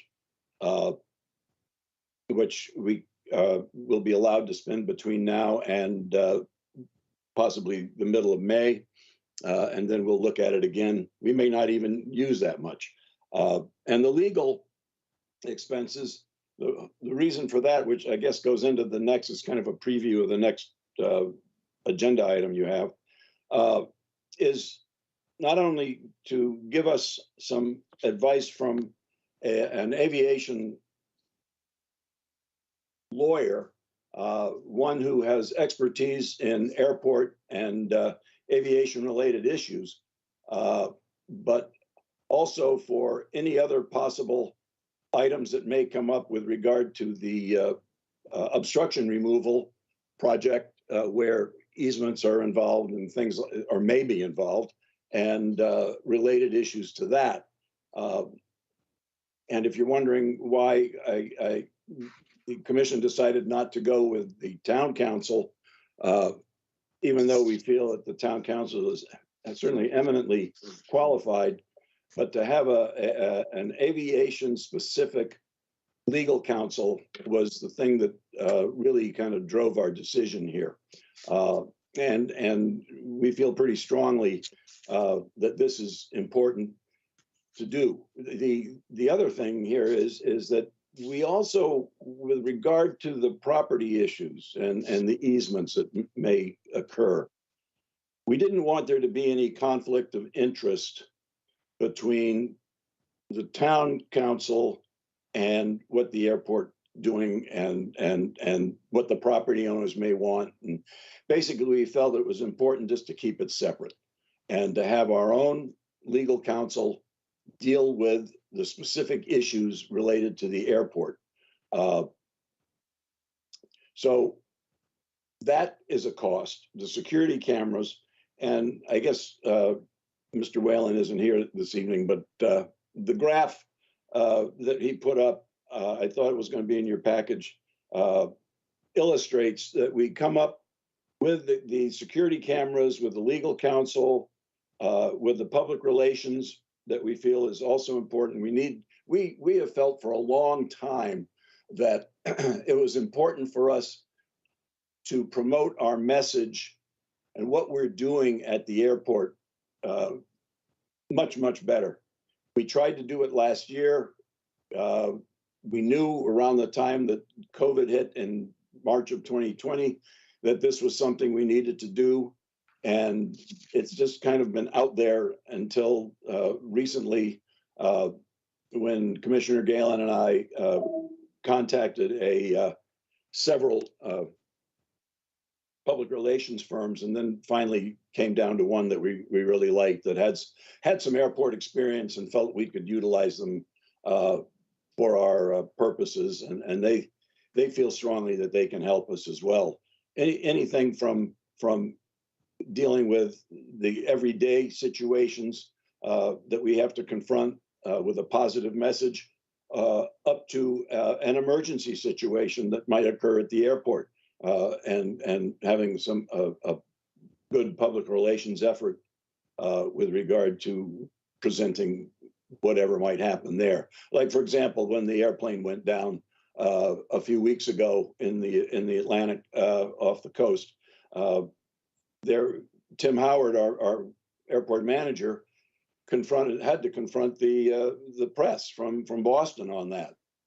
Confront isn't a good word, but meet with them and discuss the issue. It would have been nice to have a public relations firm say, "Hey, give us some ideas here on how we can put this message out appropriately and what our involvement is or isn't in that situation." So I think I hope that kind of summarizes it for you. It was a little long-winded, I guess, but if you have any questions, I'm here. Yeah, I see a couple of hands. There were two questions from the public that came in, ahead of time, which we'll get to. I don't want to forget those because they had recommendations, and also a thing that was brought up at the Finance Committee had to do with the clearances and the support of Gail to in their contract to support you or support the effort that's from now at least and through the end of the year on clearances and meeting with the individual homeowners. Right. Fair? I mean, yes, that's fair. Yeah, that is actually one that I should have mentioned. It's been approved, so I guess maybe that's why, and it's under the cap already. So I didn't mention it, but yes, Gail's scope of work to help us with the obstruction removal. Yes. All right, let's see. Let me go to Corey and then Jeff. Corey? Sure. No, I just want to couple general thoughts just out for discussion. This limit has been $75,000 for I think quite some time. I don't recall it lower, recently at least. So, and the extra 25,000 has been spelled out for basically Gale Associates and this Anderson and Krieger. I guess one question that was asked, I guess at the beginning of the meeting, which I would love to get an kind of response on is, I know there's some cleanup that's associated with the airport. Is this fund the appropriate fund to tap into for that? And if so, do we have any cost idea of, what that would cost, so the how much would be impacted? We're looking for 5,000, 10,000, et cetera. So that's something I would like to get a kind of a general idea of cost and the appropriate use of the fund for that particular item. Also, I do kind of agree with the specialized legal attorney component outside of our general counsel. That does make sense. What I'd like to kind of understand too is how will this impact Terry? Because my understanding is Terry is pretty much taxed with the airport commission. Would this alleviate some of the work he's doing to free him up for other things, or does that have no impact on his workload? And finally, and I don't want to get into the second part of this, agenda item, but if I understand correctly, we've kind of gone out and searched out for this particular group, which is slightly different than what we did for like the mooring bylaws. We had we sent out an RFP for proposals, and we had several law firms come forward. We interviewed them, and we finally made a decision, and we landed on the special counsel we use, which is working with Waterways right now. So this is a slightly different path we're taking. So those are just my general thoughts. I'd like to get some kind of clarification on the process, and some general thoughts. This was my general thoughts at the moment. I might have more, but I'll end at that for the moment. With regard to the cleanup, I think you were referring to what Mrs. Gibbs was mentioning. Correct. In the fisherman storage area. Correct. Yes. I'll be addressing that tomorrow night at the Airport Commission meeting, but as a preview of that, I'm working with Dr. Duncanson. I'm working with Tom Temple and Terry Whalen to come up with. First of all, we're going to close that area off, and hopefully, if we can get a gate by March 1st, if not, hopefully by the time we get a gate March 15th, that area will be blocked off. Cleaning up that area is not as easy as just going in and picking up the trash and bulldozing it. There's some issues with regard to that cleanup. We've known about it for a long time. But we didn't know some of the specifics, which I can't mention right now because the report, technically it's not a public report yet. And there's some other issues that we have to attend to back there. So it's not just as easy as going in there, bulldozing, picking up the trash and throwing it out. We are aware of possible issues. And as I said, I'm working with Dr. Duncanson. We've spoken about it to try and figure out how that might, the soil might be tested. Basically, the town is going to be testing soil in a variety of places, and that's just another place they're going to test. The situation back there, I think you're all aware of, that it's been out of control for numerous years. We have monitored it. Frankly, it hasn't been totally our responsibility over the past few years. And once that land use compliance report came out in 2015, that's when we started changing the regulations on that area and trying to supervise it a little better. But again, it finally this year came to a head when I sent a letter to the fishermen back in December and said the area is going to be closed. No, it was earlier than that. I sent it last June. And then I extended it to July. I may be a little off on those dates, but I can if you need them, I can get them for you. But the final closure is July or June 30th, 2022. Does that cover all of them? I missed one, I think. No, I've got one, another one. With regard to Terry, I do not know whether or not us having legal counsel will make his work any less or more. I don't think so. I think it'll be about the same. And the final one is just for clarification purposes. This seems to be different than us seeking special counsel for like the mooring regulations. You airport commission or members of the airport, they solicited or reached out, and we started picking the parties that we were interested in versus them coming to us, basically. No, I actually went to MassDOT originally when the charter review issue came up about having the airport commission be managed by the select board. And I went to MassDOT and they suggested that we have a letter from them saying that it might be a good idea to have some legal counsel. So what happened, it escalated up to Jeff DiCarlo, the head of MassDOT Aeronautics, and he had the original letter drafted by Anderson Krieger, which is a law firm that MassDOT uses. And that letter came in with some comments about the possibility that we would have counsel going forward on this. And I met with remotely, I met with the people from Anderson Krieger. They're the same firm that dealt with the issue at Martha's Vineyard. And it sounded like a good group to have. Under Chapter 90, and because we kept our cap under $10,000, we didn't have to go out for a request for proposal. So we don't even know right now how much will be of the $9,500 we have allocated, how much we're going to really use. Hopefully we won't have to use that much, but at least it gives a certain level of comfort to me and the rest of the commission that we have counsel that we can access if issues come up that we need them for. Thank you. Welcome. Okay, thanks, Dean. Dean, I'm sorry, Corey. I thought Jeff was up, but I just. Yeah, I'm up. Go ahead. Oh, you took your hand down. I'm sorry. Go ahead. Yeah, it's just in anticipation. Thanks, Peter, and thanks, Huntley. I think going out to Anderson Krieger is a good idea. I support the rationale. I think it's well grounded, and Pat's opinion was well grounded.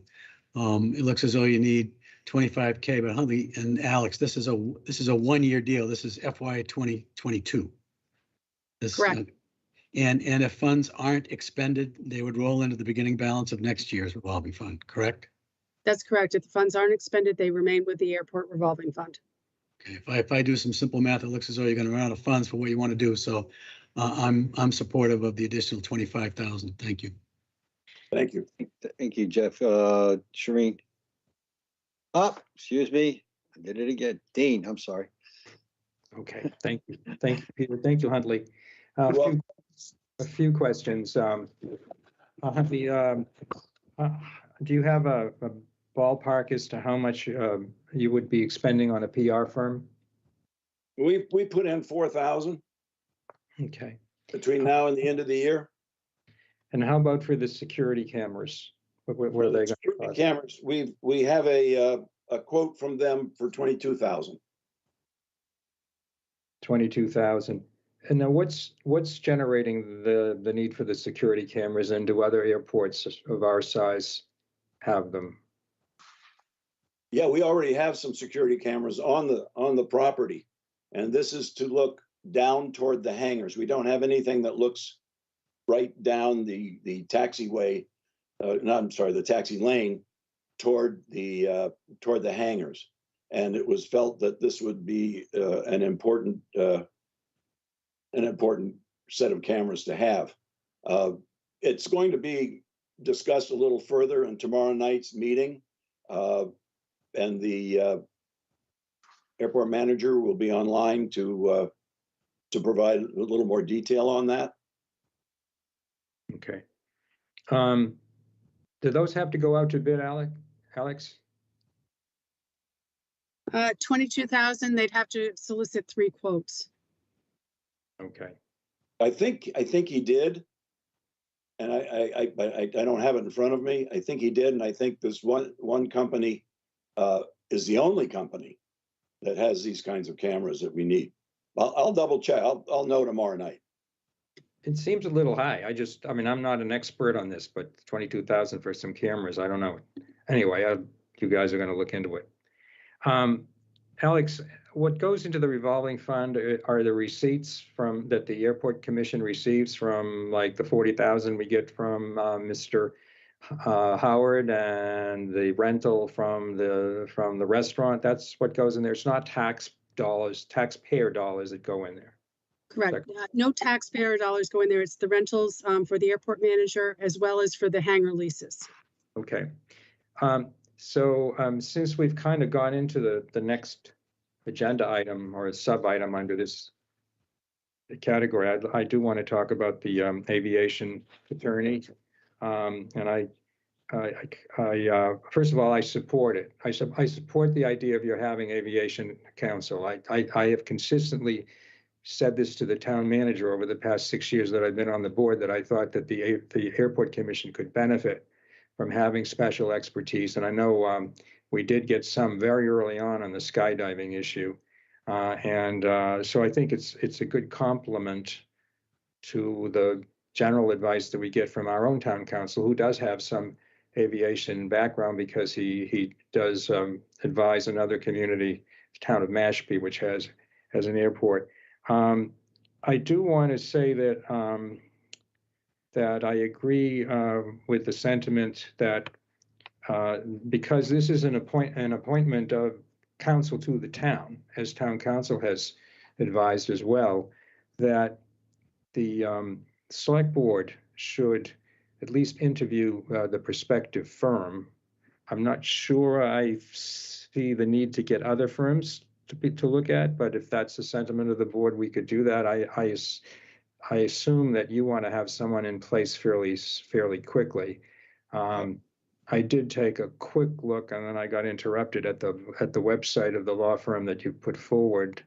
And what I saw initially, was very supportive of their expertise in this area. But we have always interviewed our town councils. And I remember back in 2015, when I was on the finance committee, I attended the several days of interviews. I think Jeff was the only person on the board at the time of 4 firms that interviewed for Mr. Costello's job. So I think we should take a look. And I know that the hourly rate is considerably more than Mr. Costello charges, but he's giving us a real bargain on municipal law generally, and this firm's hourly rate, I suspect their Boston firm is considerably discounted from what they might otherwise charge. But anyway, those are my thoughts on it. Thank you. Okay, thank you. Hey, thank you, Dean. Shireen, hands up. Thanks, Peter. Hi, Huntley. How are you? Good. Good.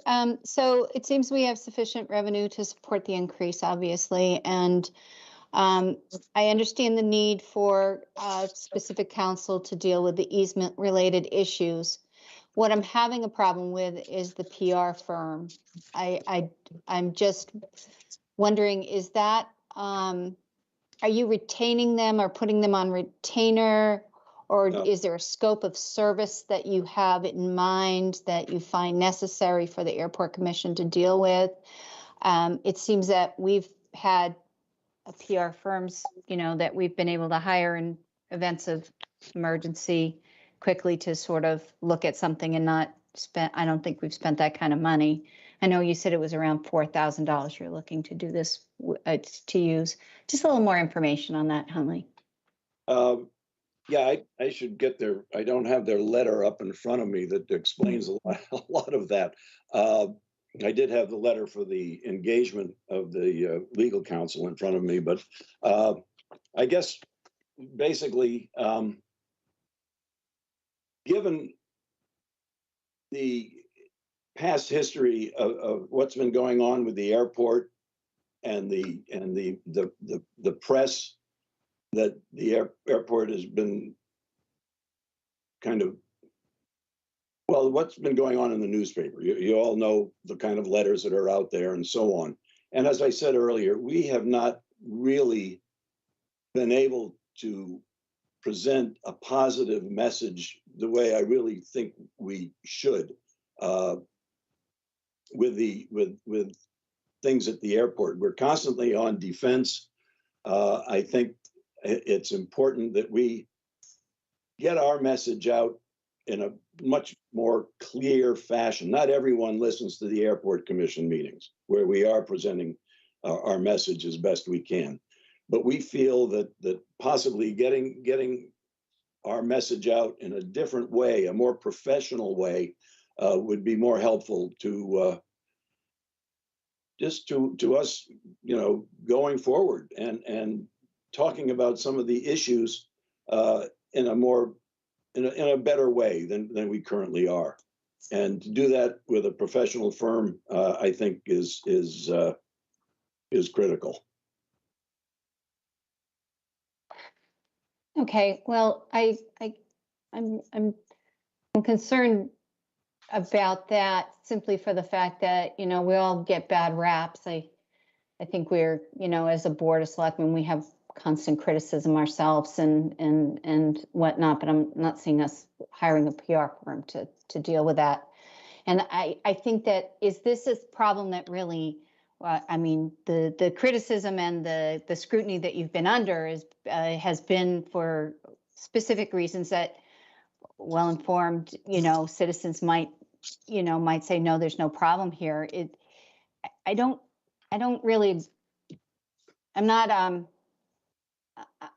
just don't think it's a necessary sort of expenditure to hire a PR firm for the airport. I think that your work speaks for itself. You do your due diligence as a committee.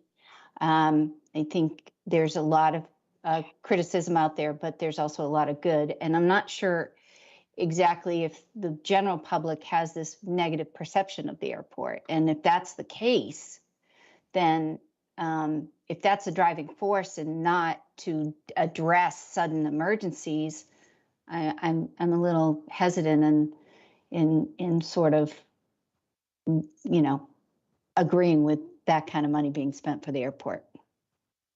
Well, we're not committed to the 4,000. That's just a number that we put out that we felt between now and June would satisfy whatever possible needs we might have. It could be a lot less than that. I would ask the board's indulgence on this to at least let us give it a try. We don't have to renew after we're done with this first go round. But at the same time, if it looks successful, if we're getting our message out better, I think I agree with you. I think the sentiment, there's a lot of good sentiment out there. The only sentiment that we usually see is the negative sentiment in the newspaper. And I think we need to present a better message, perhaps putting some information about the master plan in an ad in the paper or in a flyer that we can send around to the townspeople, things like this that we just haven't been able to do in the past and haven't been able to do on our own. I certainly, again, as Corey was mentioning earlier, will something that we're doing here tie up Terry Whalen? Well, if we didn't have a PR firm, I'm committed to getting our message out a little better, and that would certainly tend to tie him up more. So I think if we can do this externally with input from the commission, I think we'd be better off. And like I said, I would like to see the board approving this, at least maybe call it a trial basis, see how it goes. And because I'm going to be looking at it too. I have no idea whether this will be, work out, to our favor. I guess if you had said to me that this was an educational program promoting sort of endeavor that you wanted to increase awareness about the airport, but what I'm hearing is that you want a PR firm to sort of put out fires for you. It's not going to happen. You've got to have people that have sentiments that aren't going to change. And no matter how you sugarcoat it, it's still going to be, they're still probably going to have the same opinion. So I'm not really sure. And this is just from my perspective, Huntley, and if you let me finish, please. I just, you know, I think that I can see that, you know, you can promote the airport in a positive manner and give education to the public and maybe, you know, be more inclusive into the community, you know, in certain aspects. But you're telling me you want a PR firm to sort of like address the issues that you're having. And I'm sorry, I don't think that that's has value. That's my personal opinion on that. Well, I also agree with you on the other part of it, the educational piece. I didn't mention it, but I would agree with you on that. I think that's another part of it, educating the general public about, you know, airport issues or just the airport in general. What's going on? Okay, well, those are my thoughts, and that's where I'm lying with that. Thank you, Huntley. Thank you. Thank you, Shireen. That's a good point. Now, just make a comment before I go to Dean and Corey, just on that whole issue. The point that Shireen is making, I think, is very good, because what I see, and I see the arguments that come in all the time, is that there's a basic misunderstanding or misinformation about the basic operation of an airport. We've had 2 meetings of it on our own as a board of selectmen, and the same questions are being touted continually.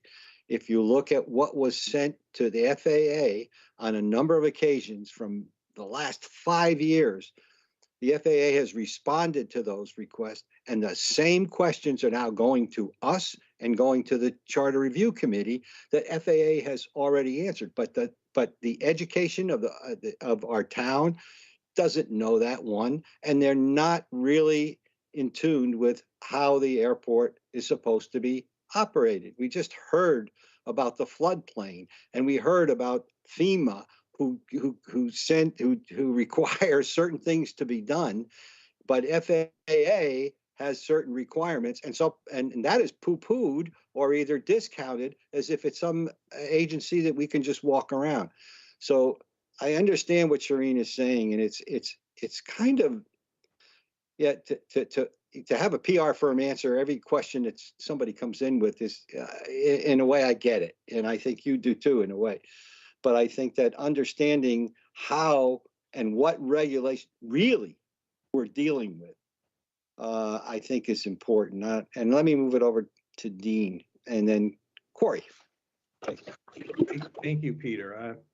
Shireen raises a very good point, and I share what she said. I think, and I think what one comment Shireen made was the actions of the committee, the work you do is your best PR. And I think there's probably going to be negative PR from the very hiring of a PR firm. We already kind of sensed it earlier from the public comments that were made. So I think you have to be very careful in this area. And I like better the idea of an education approach, very focused, very, very oriented toward that segment of the community, which I think is the broader segment of the community that supports the airport, and not people that, are constantly criticizing the airport because they don't want the airport. And I think we've seen now that unmasked at the Charter Review Committee in the follow-up to that there are some people who are now talking about potentially closing the airport. I've seen it in the newspaper anyway. So I think that kind of an educational approach would be good. As Shireen pointed out, we don't have a PR firm. The town manager doesn't have a PR firm, and God knows we're constantly being criticized for what we do. Sometimes we have our town council out there answering media inquiries, and if you're going to be hiring aviation attorney, that might be one possible remedy. I do want to commend you, Huntley, because you have not shirked from your responsibility to explain and rebut and defend the airport. And I mean that very strongly. I think some people are upset because the chairman of the airport commission actually stands there and defends the airport and explains the airport's positions. And I think that's a good thing. So I don't know. I would prefer that the commission defer the idea of a PR firm at the present time. And having said that, I suspect, and Alex or Jill, you can tell me, I haven't looked at the statute tonight, but they could probably go and hire a PR firm right now, whether the select board wanted them to or not, because they can hire consultants and contractors. I appreciate that they've come before us and transparently and asked us about this, but it would be my thinking that that you shouldn't do that at this time. I'm supportive of the increase, as the finance committee was, but this one aspect I think is a little bit concerning. Thank you. Okay, thank you. Thank you, Corey. Thank you, Peter. No, Dean's perfectly correct. The airport commission can go forward right now and hire a PR firm without even coming before us. I'm confident of. A PR firm is going to be scrutinized, and that's just a blunt observation. You know, those who support the airport, they're not going to need a PR firm. There are others who have concerns about the airport, operations of the airport, impact of the airport. I guess that is where you're targeting this PR firm for.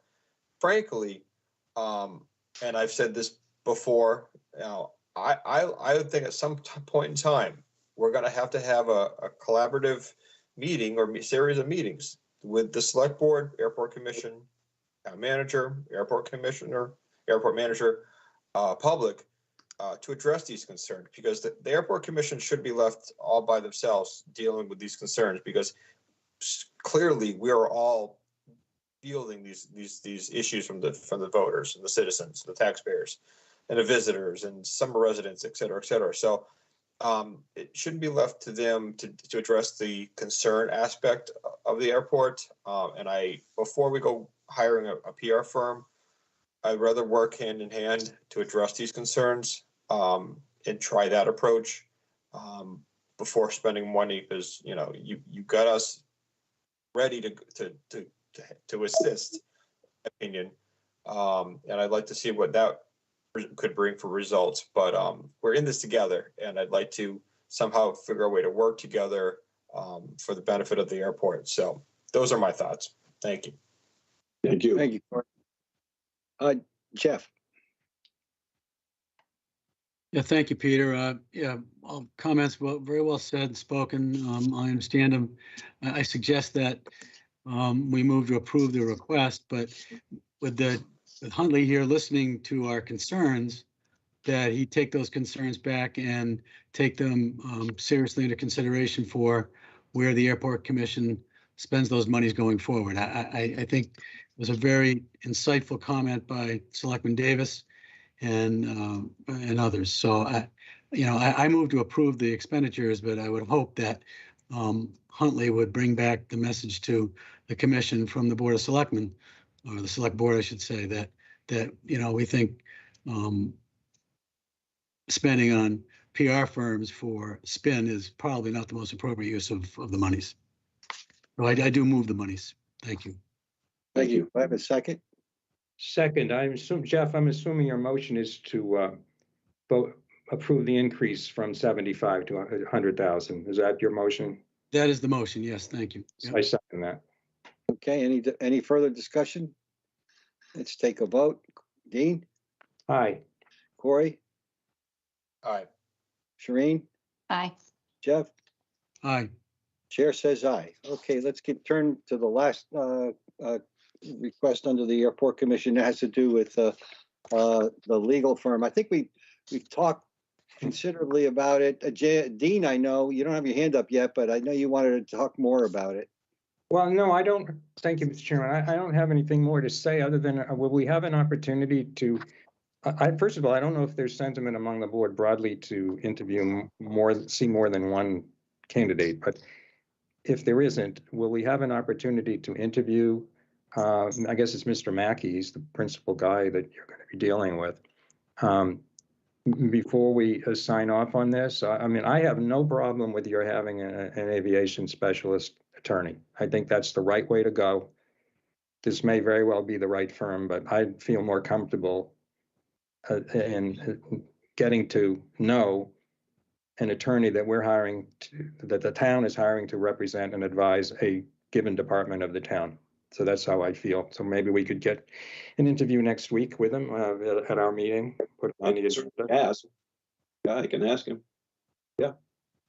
Okay, Corey? My simple comments are, I agree that we need to have a aviation specialist on board. That makes complete sense. And frankly, I think if the select board were to interview this firm, get a feel and kind of sign off, I think once in the big scheme of things, it would be better because, and I'll be cautious saying this, if the Airport Commission alone, based on all the stuff that's been going on recently, is the sole entity that says this is the great firm, again, they're standing by themselves, opening up for criticism. Let us get involved. Let us kind of endorse, hopefully, this firm. I'm not an expert in this area, this particular firm, but let us kind of sign off on it. And then we're all involved in this. We'll all support the process. I think it's better for the end result. So I would like to have an opportunity to speak with the firm and kind of sign off that we feel comfortable that they are the right pick. Okay. We don't have to do other firms, but I would like to crack at these guys. Thank you. Thank you, Corey. Yeah, let's see, I have Jeff and then Shereen, but I would agree. And if I'm not mistaken, I think Charter says we should interview. I don't know if that's completely correct, but it would help, I think. And I don't think you have to be cautious about it. I think as you mentioned, I think that interviewing makes sense. It makes complete sense for the board to do, and I don't think we need another firm. I looked this firm up, and given the amount of money, we're not going to go out for an RFP on this. Jeff. Yeah, I did go online and looked at them, and they look like they were expert in aviation issues, and I have no issue with talking to them and interviewing them. Thank you. Shereen? I'll be brief and say I agree with everyone. Okay. All right. Given that, let's see. Do we need a motion on that? Authorization to engage legal counsel. We're going to have to speak to them before we have a motion to approve. Is that correct? I would think. I would think we could, hopefully we put this on for next week. Yeah, get it done. If we could line up Mr. Mackey by then. Okay, Huntley, any comments? I'll arrange it. I'm going to be out of town next week on Tuesday, but I can certainly, we can get a link to him, and he can join the meeting. Who's your vice chair? Mike Galen. He could be there. Maybe Mike could sit in. Yeah. Okay. I would have had him here tonight. Had I had known there would have been this many questions about the public relations firm, but because he's our public relations guy. He's the one I've got put in charge of our public relations. So he would have been the one, probably. I didn't know it was going to get so involved. So anyway, Okay, well, you know, the Not sure comments it were, made a difference. I'm not sure it would have made a I don't difference. know. It may the not have. comments were, you know, basic, it's education as opposed to putting a spin. And that's, you know, because you say PR and you go, okay, we got this guy out here who's gonna flim flam us and tell us what's right. We don't need to do that. We need to explain and have the public educated on how the process works, even though we've done it 3 times already or whatever. Anyway. So we'll hold off for a vote on next week after we have the interview. Okay. Okay. All right. Thank you very much, Huntley. Okay, you're welcome. I'm gonna hang around for the next thing. Okay. Good point. All right. Next up are our committee appointments. And then just interestingly enough, let me go here and the first one up I know is the Airport Commission. And we have, let's see, 1 vacancy to June 30th, 2023. We had 3 appointees. Jason Alton interviewed on January 6th, Sean Hobeck on January 6th, and Rob Stefanik on February 6th. We tried to have a vote a little while ago and came to a 2-2 vote. So we'll start with, do I have a nomination for the Airport Commission? That Corey's hands up. I'm sorry, Corey. Go ahead. Sure, I move to appoint Jason Alton to the Airport Commission until June 30, 2023, unless sooner revoked or a successor is appointed. We have a second. I'll second. Oh, wait. Yeah, okay, second. Do we have any others? Mr. Chair, Shireen, I move to appoint Sean Hobeck to the Airport Commission until June 30th, 2023, unless sooner revoked or a successor is appointed. okay, and can we have a second? Second. Second. Okay, now, we'll take a vote. Just give the name of the individual that you'd like. Start with Corey. Jason Alton. Okay. Shireen. Sean Hobeck. Dean. Jason Alton. Jeff. Sean Hobeck. And the chair says Sean Hobeck. So thank you very much. Next up is Aunt Lydia's Cove. 1 vacancy to June 30th, 2024. 1 vacancy to June 30th, 2023. We have Lois Fichter, who applied on January 6th, and we have Jason Alton on January 6th. Do I have a nominee? Mr. Chair. Shireen, excuse me. I move to appoint Jason Alton to the Aunt Lydia's Cove Committee until June 30th, 2024, unless sooner revoked or a successor is appointed. Do I have a second? I'll second that. Second. Okay, do we have any more? Mr. Chairman, can I ask a question? Sure. Go ahead. Do we know whether Mr. Alton wants this? Yes. Okay. Go ahead, Corey. Sorry. And well, okay.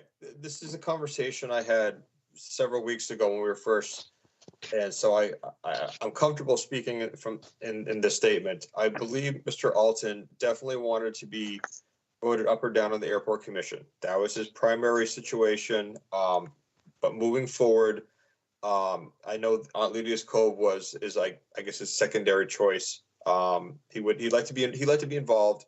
So this is something that he would be interested in serving on. Yes. Thank you. Thank you, Corey. Do we have another nominee? Hearing none. Let's take a vote on Lois and Jason Alton. No, it's just Jason, I think. It's just Jake. Oh, that's correct. For that opening. Yeah. All right. Corey. Aye. Dean. Aye. Shireen. Aye. And Jeff. Aye. Chair says aye. Okay, let's move to the Conservation Commission. We have another opening. Yep, I'm sorry, I went above. We have an opening for the Open Space Committee. I turned the page too quickly.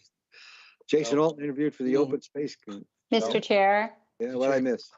There is another appointment vacancy for Aunt Lydia's Cove Committee. I apologize. Yes, I was going to do that. I was going to put it, I apologize. Okay, one more time. Do I have a nominee for one vacancy to June 30th, 2023 for the Aunt Lydia's Cove? No? No, Mr. Chairman, I think Corey's going to make a nomination. Okay. Yeah, I'd like to nominate Lois Feister. Feaster. To the Aunt Lydia's Cove Committee until June 30, 2023, unless someone revoked or successor is appointed. Okay, we have a second. Second. Okay, let's take a vote. Yeah. Aye. Shireen. No. Dean. Aye. Corey. Aye. Chair says aye. Now we'll go to the open space. And I guess the question is the same. Corey, if you know whether Jason wants to be on two committees, he's the only nominee we have. My impression was one committee was his preference. Again, Airport Commission. I mean, we can always appoint him and he can not accept. I mean, it's entirely up to the board. Mr. Chairman, maybe Shauna could reach out to him, tell him he's been appointed to the Aunt Lydia's Cove Committee, ask him if he would like to be on the Open Space Committee. We could defer any action on that tonight. I would agree with that. Thank you. Okay, we have Conservation Commission. We have one vacancy to June 30th, 2022, and we have one alternate vacancy to June 30th, 2022. And Cheryl Meserve interviewed for the Conservation Commission on February 3rd, 2022. Do I have a motion to appoint? Mr. Chairman. Jeff. I move to appoint Cheryl Meserve to the Conservation Commission as an alternate until June 30th, 2022, unless sooner revoked or a successor is appointed. I believe she wanted the alternate position when we interviewed her. Yeah, you're correct. And do we have a second? Second. Okay. Mr. Chairman, I think the appropriate term is associate for that particular body. Well, that could be. I know, and I know that's your motion, so I just I'm reading the.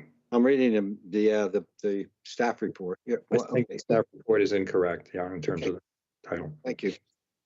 Okay, so we had an amendment to the motion and a second approved it, right? Okay, let's have a vote. Dean. Aye. Corey. Aye.